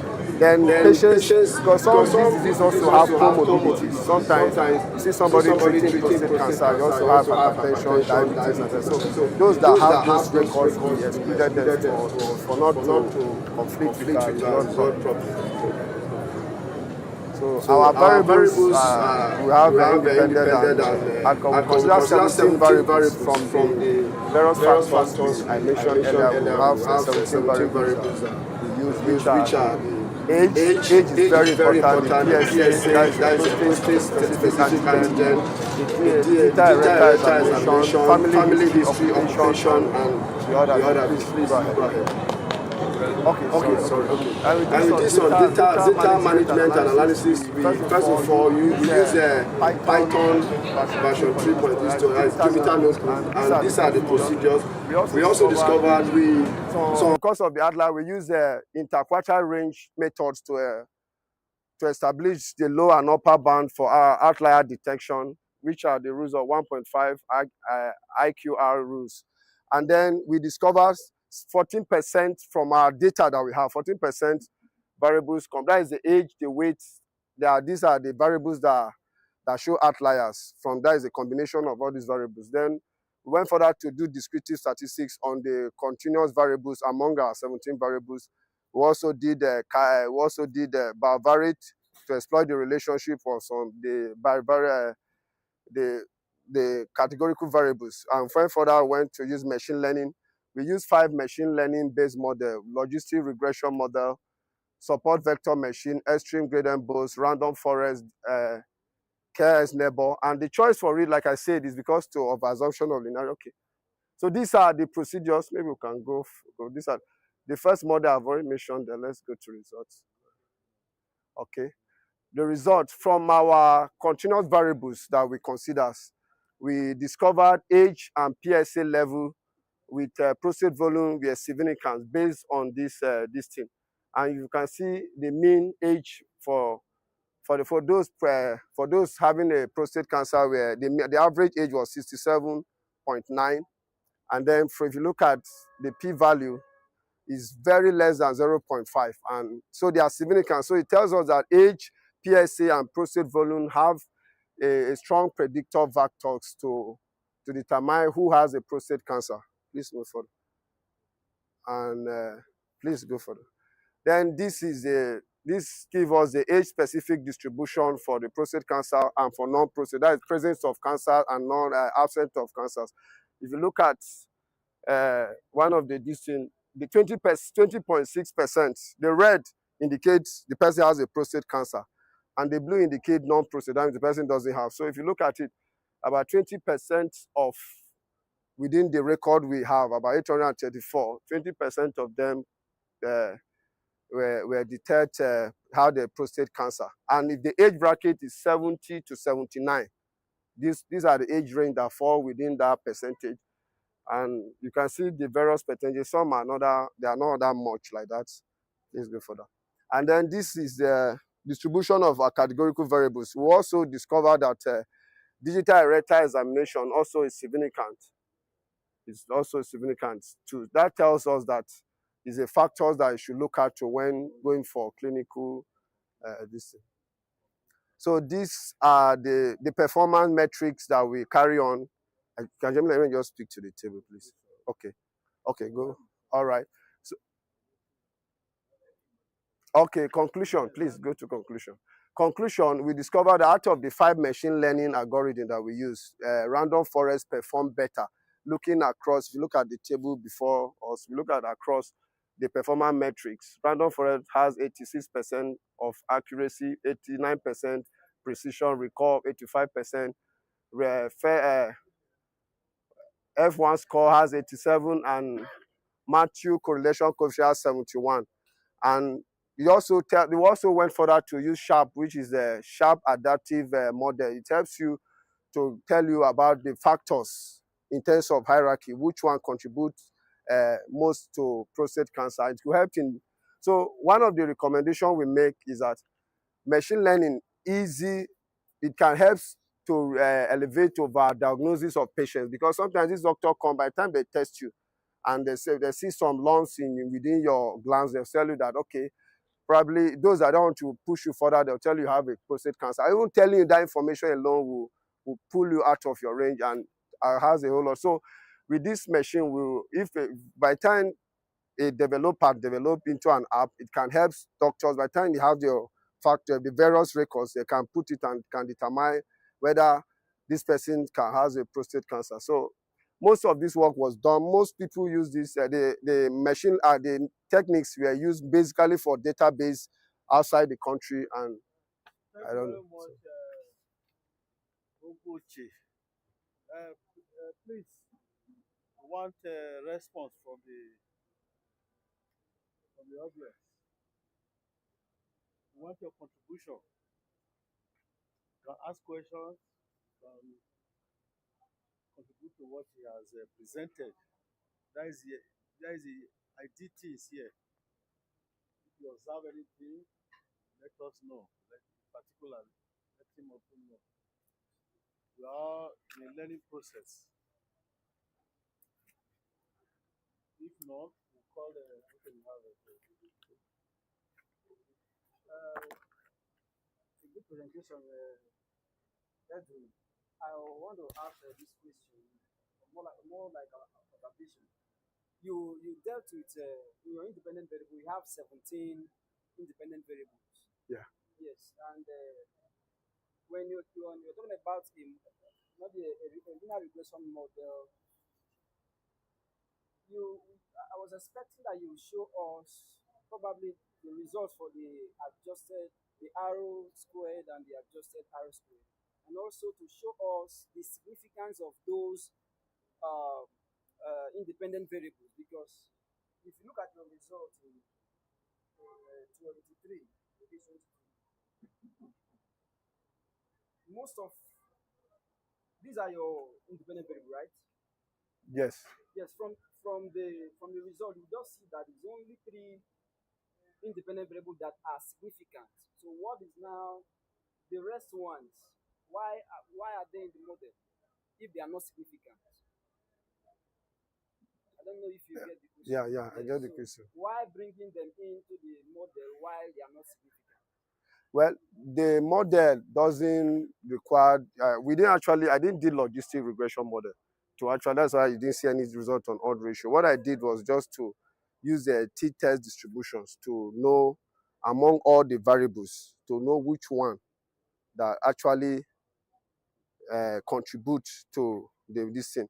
But why I still went further to use, because machine learning, when you want to do machine learning, you need a lot of variables. You can't just because those are significant and you use them, you might just see that the algorithm might even predict the one that, sometimes it might tell you some variables are significant, but when going further using them, you might discover that they are not even significant in the long run.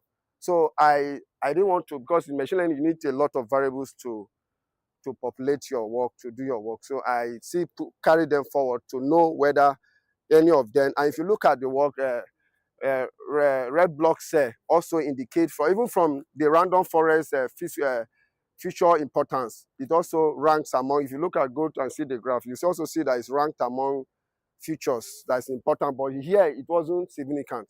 So I mocked everything in order to still give me to check more, because at that level it will be limiting yourself to the variable that are significant, and you might not get a very good result. That's the reason why I didn't.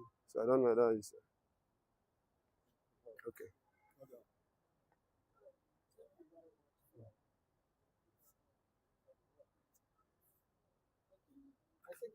All right, thank you. No. I wanted to know the machine learning models you use. Okay. What are the models? Okay, random forest, logistic regression, support vector machine, extreme gradient boost, and then care neighborhood. I didn't see them. They are there. Okay, They are you mentioned. jumped them. Because I was asked that I have spent a lot of time, it was there in the methodology. But out of this, all random forest gave the best model. So it's advised to look at precision. I did the 5. I think I used 5. Yes, and this accuracy 86% for random forest recall, S1 score, Matthew correlation coefficient, and the area under the curve.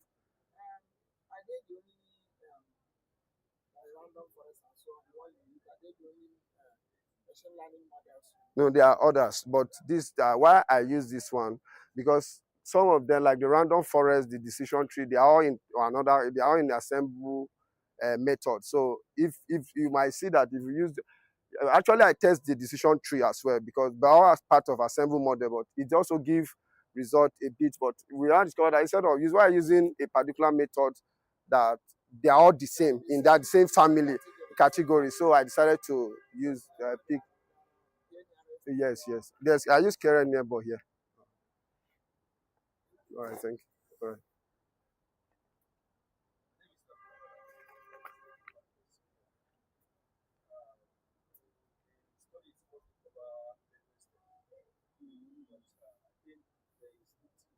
Specify or explain clearly why the choice of the institution, the medical facility that is. Okay.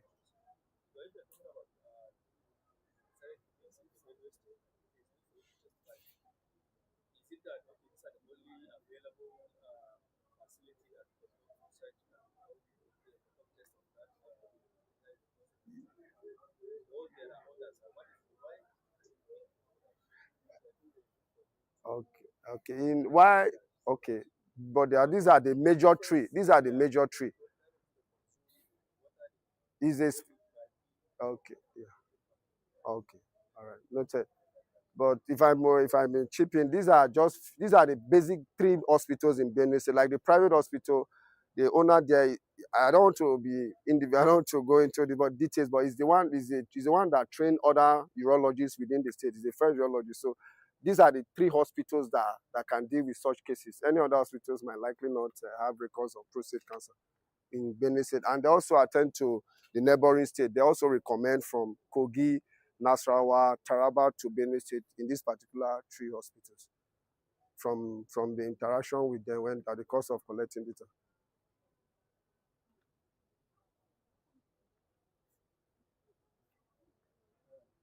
That's okay. We have exhausted observations here and the questions, which is well answered.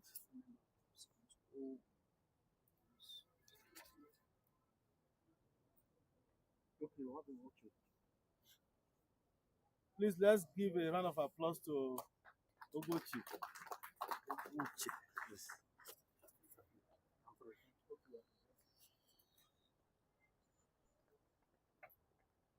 Thank you. Please really allow me to even this.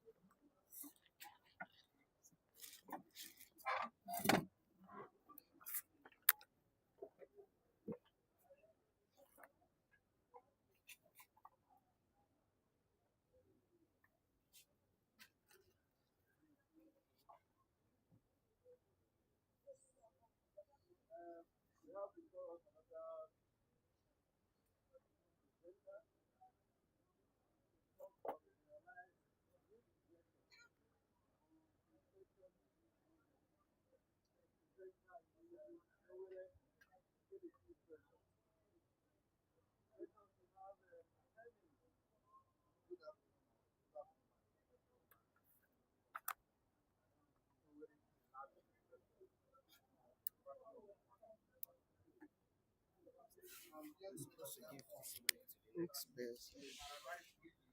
Sir, infectious disease. Sorry. You're supposed to collect this mic.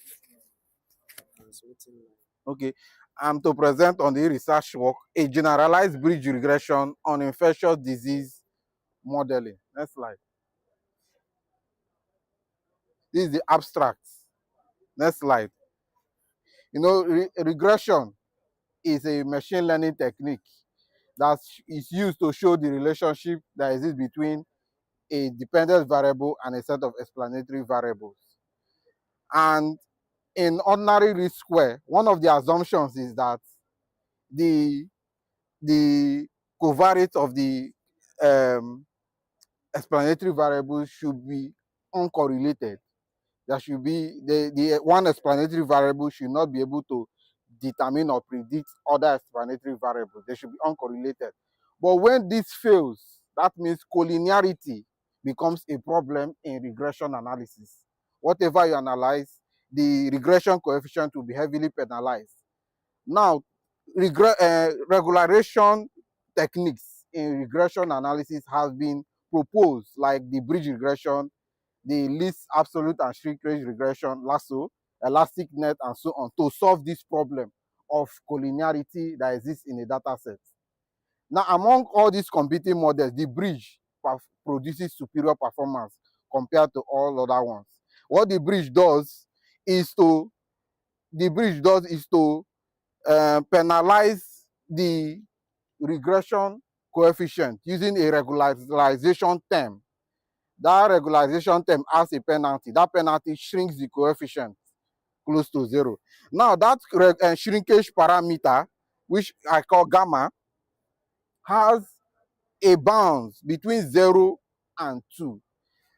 0 is less than the gamma, which is less than or equal to 2.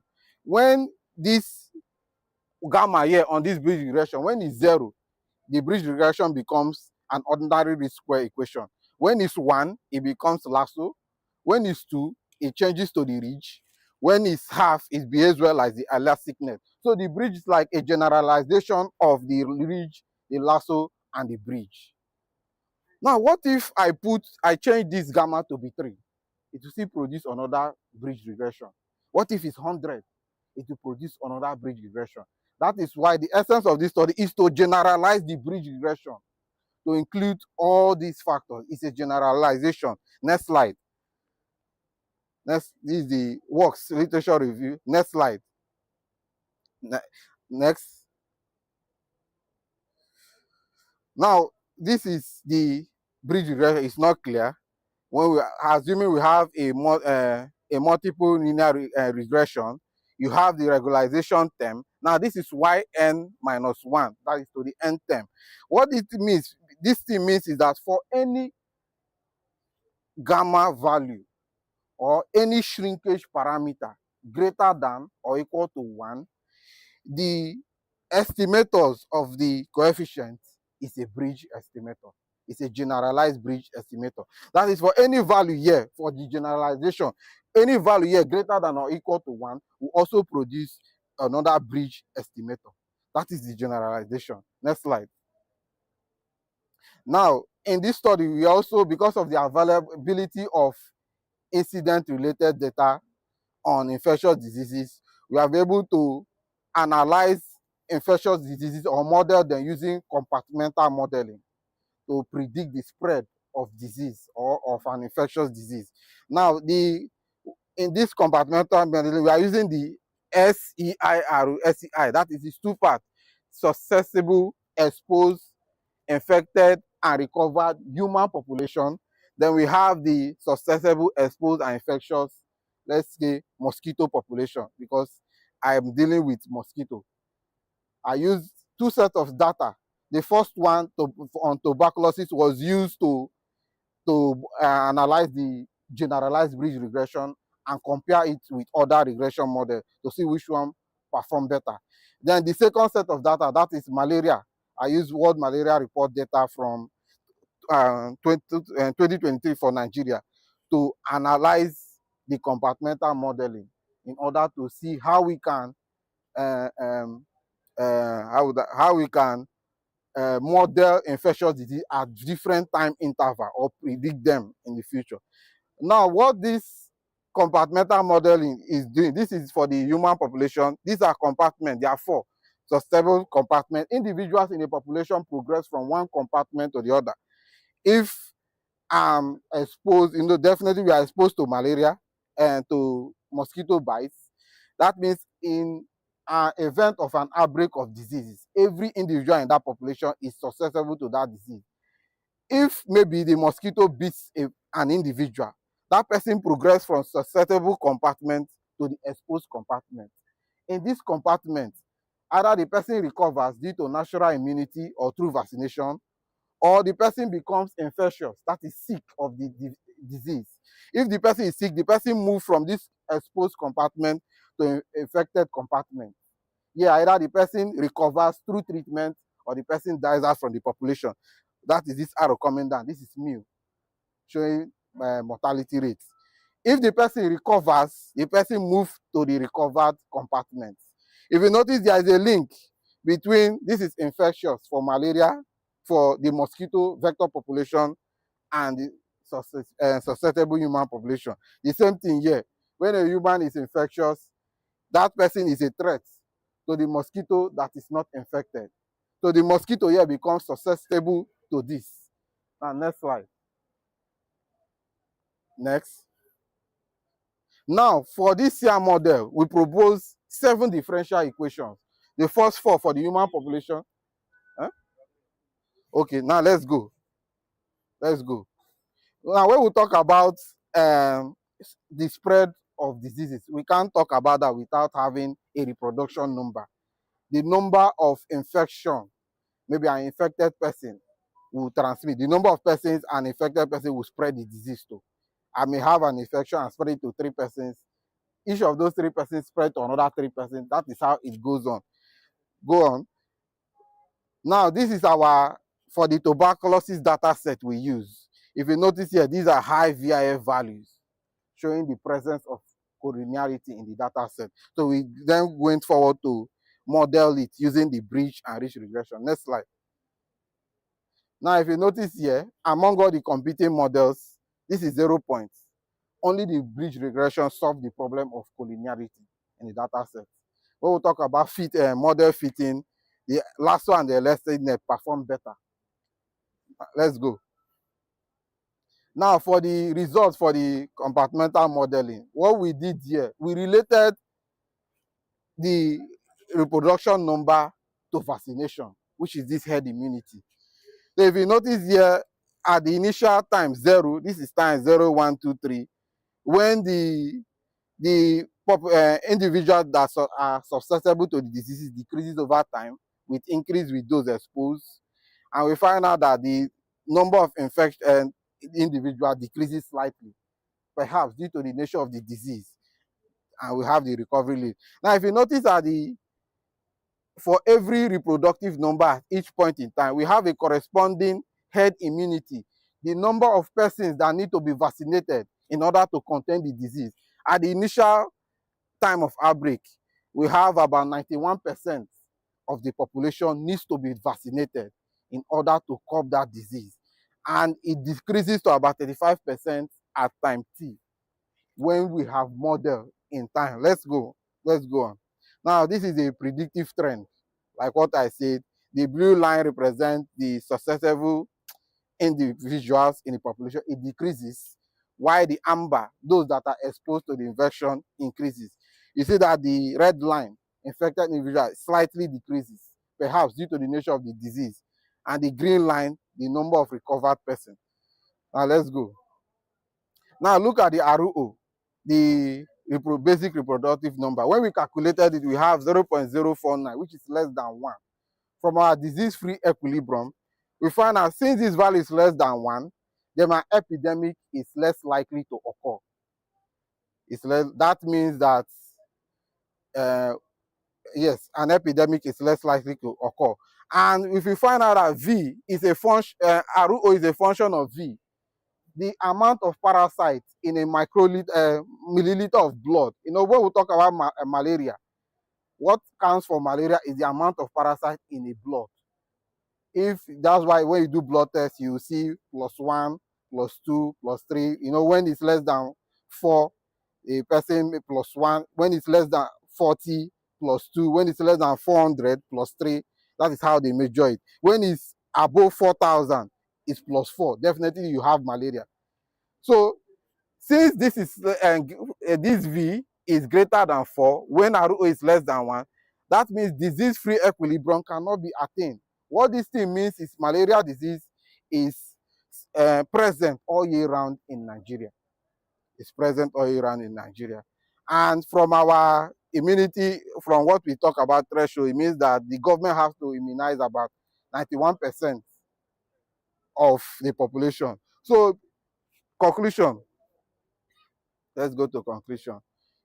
What we are saying is that generalizing the bridge regression produces superior performances and better results for regression solution that incorporates every other value for a shrinkage parameter. So, and by using compartmental modeling, this can inform medical practitioners, physicians on how best they can produce effective intervention either through mass vaccination or social distancing and so on.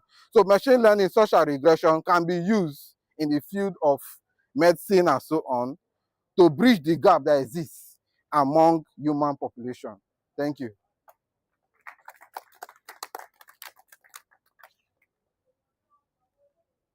Thank you very much. We have all listened. Please, any comments or questions? We have just 5 minutes to do that. Please indicate.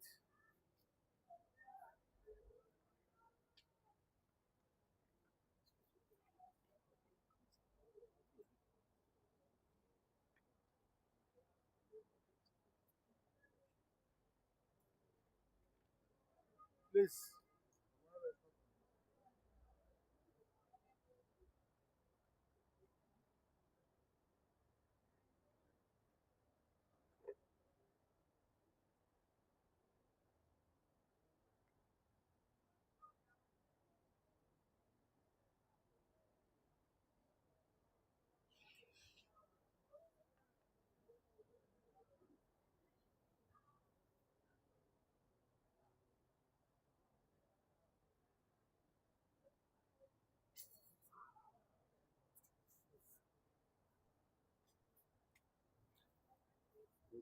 Yeah, thank you. Can we just leave it like this? No,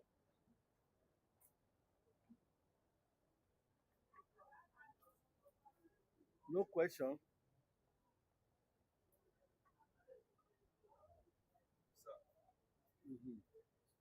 Please, yeah.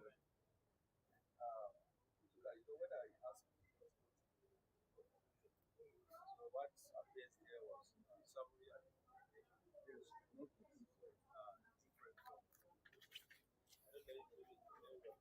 Yes, it's in the main work. Mm.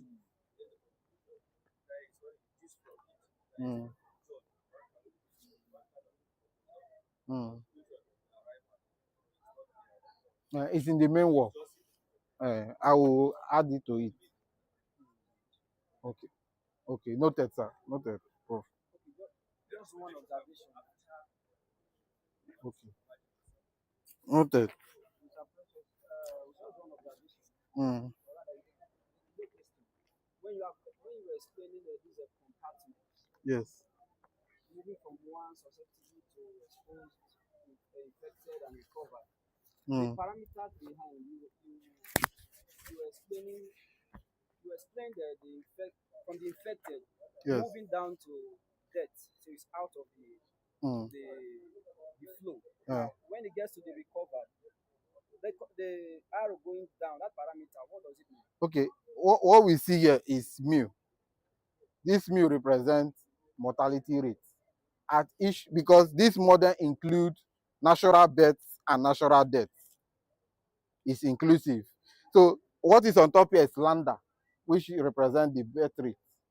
So in each stage, since the population is open, there is natural birth, individuals are born into the population at each stage in time, and individuals also die naturally. If you notice here, there is mu, which is the natural death plus death from the infection.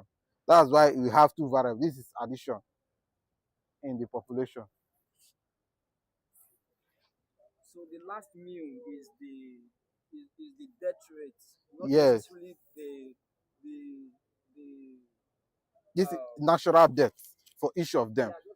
Yes. Why the difference here? We have natural death plus death from the infection.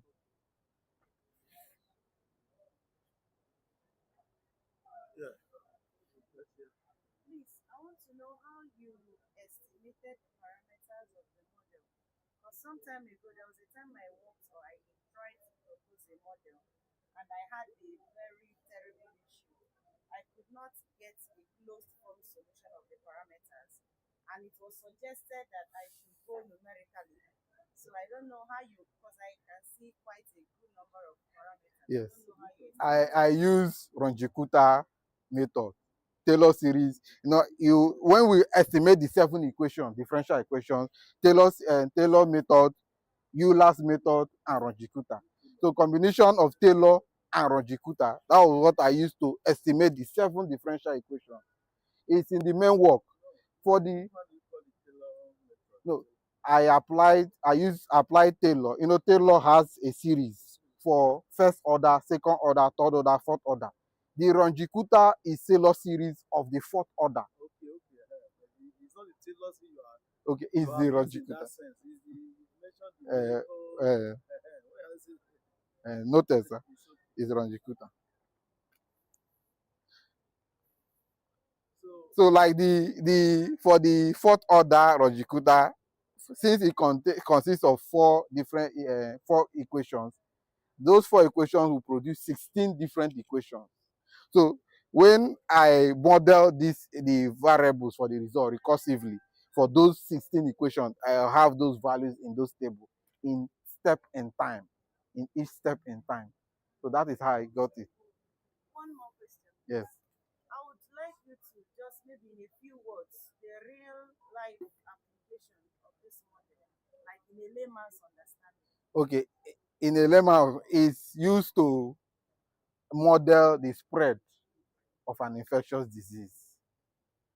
When you can monitor how it spreads, you'll be able to proffer solution or treatment.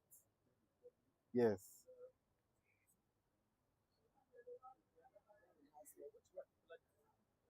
Malaria.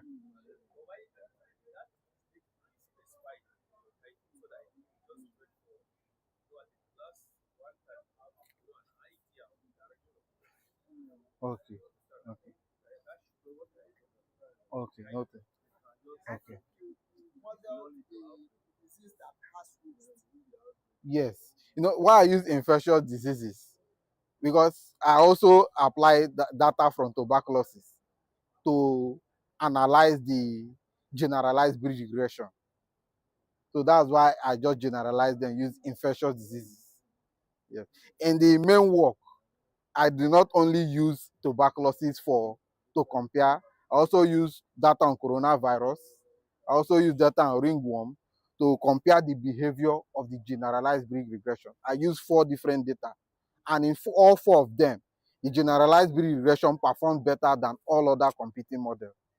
So that's what makes it established as a better alternative. I also use malaria for the bridge. Yes, that's why I use infectious diseases.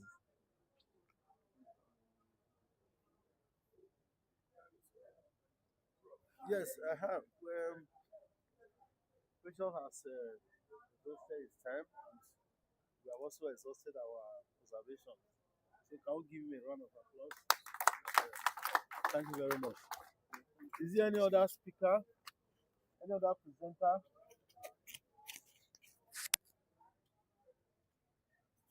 We have many of them are yet to present. 5 more, Abi? We have 5 more. Where are they? There's no more presentation tomorrow. No more presentation tomorrow. That is what we are not. Huh? No, Okay, visual is well, on Friday. Yes, it's on Friday. Not today. Well, what do we do? Close it. Let me speak with Dr. Nabari.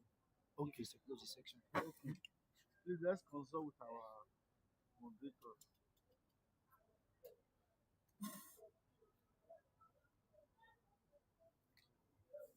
Someone? Hello, sir. It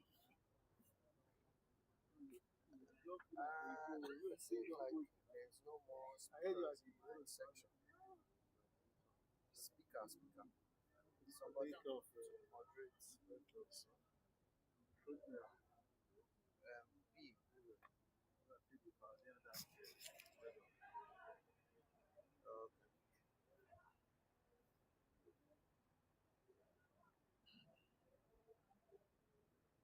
All right. Let's go back to the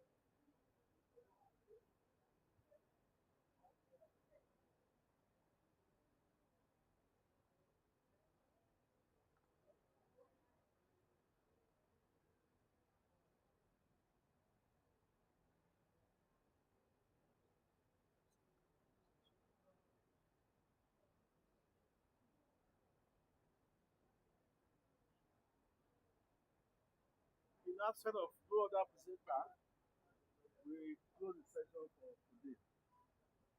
Thank you all for coming. So tomorrow we should all be here.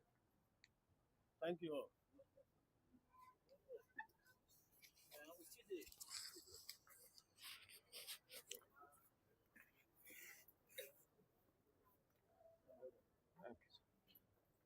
Sir, they have closed my section. Yes. Room B, they have closed. Yes. Uh,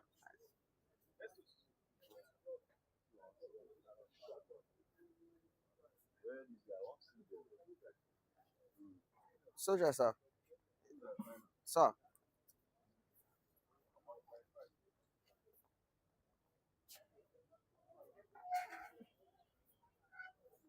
Okay. I'm standing by.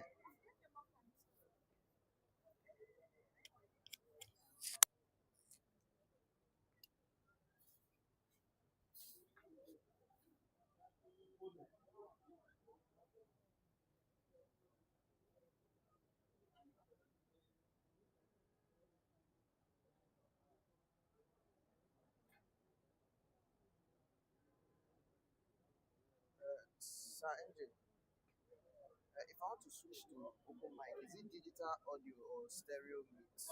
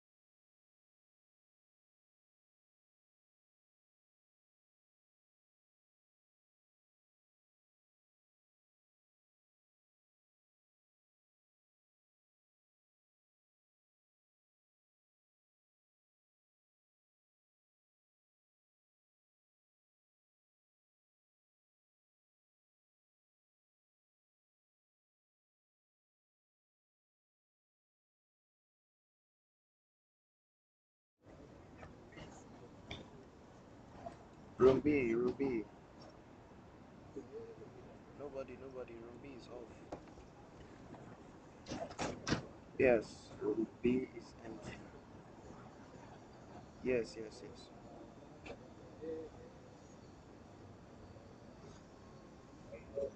Yeah, good evening.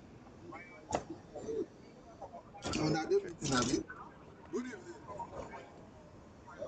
On a day meeting, Abi. Yeah, I can hear you.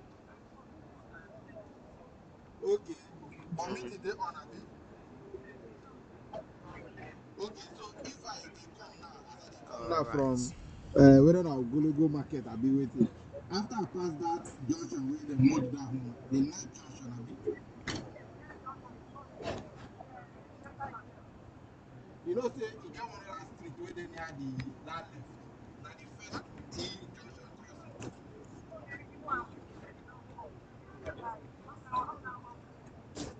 Okay. So if I enter and how the waka dey go, na by my left or right? Okay. You dey come meeting now?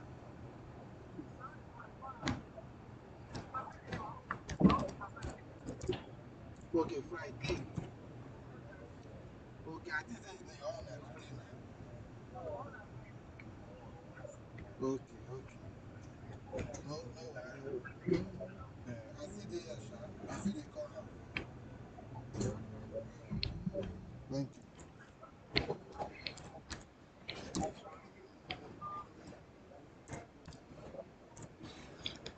Thank you, God. Thank you, Lord. Oh, thank you, Lord. Thank you for everything you have done. Oh, thank you. Oh, thank you.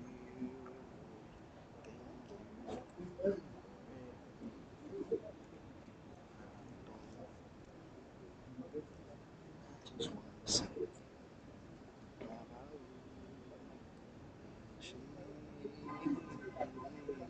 I just want to say, Baba, we just want to say, we just want to say, Baba, we just want to say, Baba,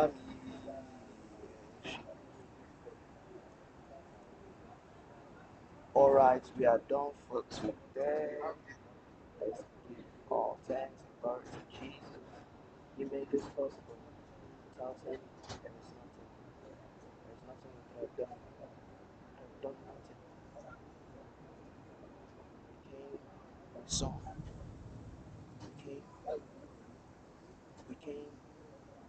We saw, and we conquered.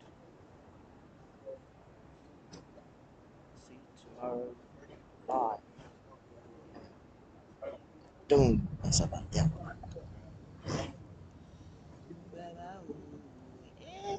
It is sweet, my body. Say it don't finish. Oh God.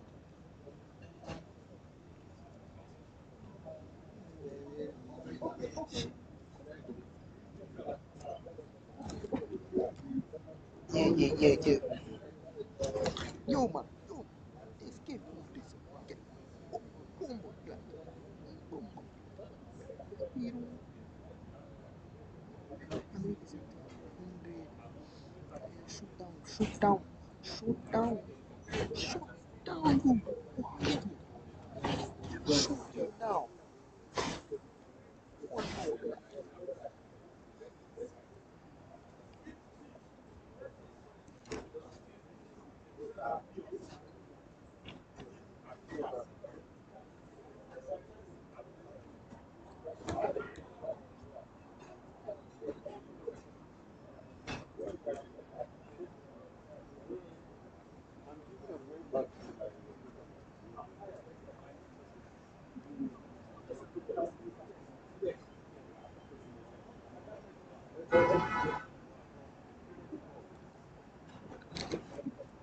Room B ending live in 3, 2, 1.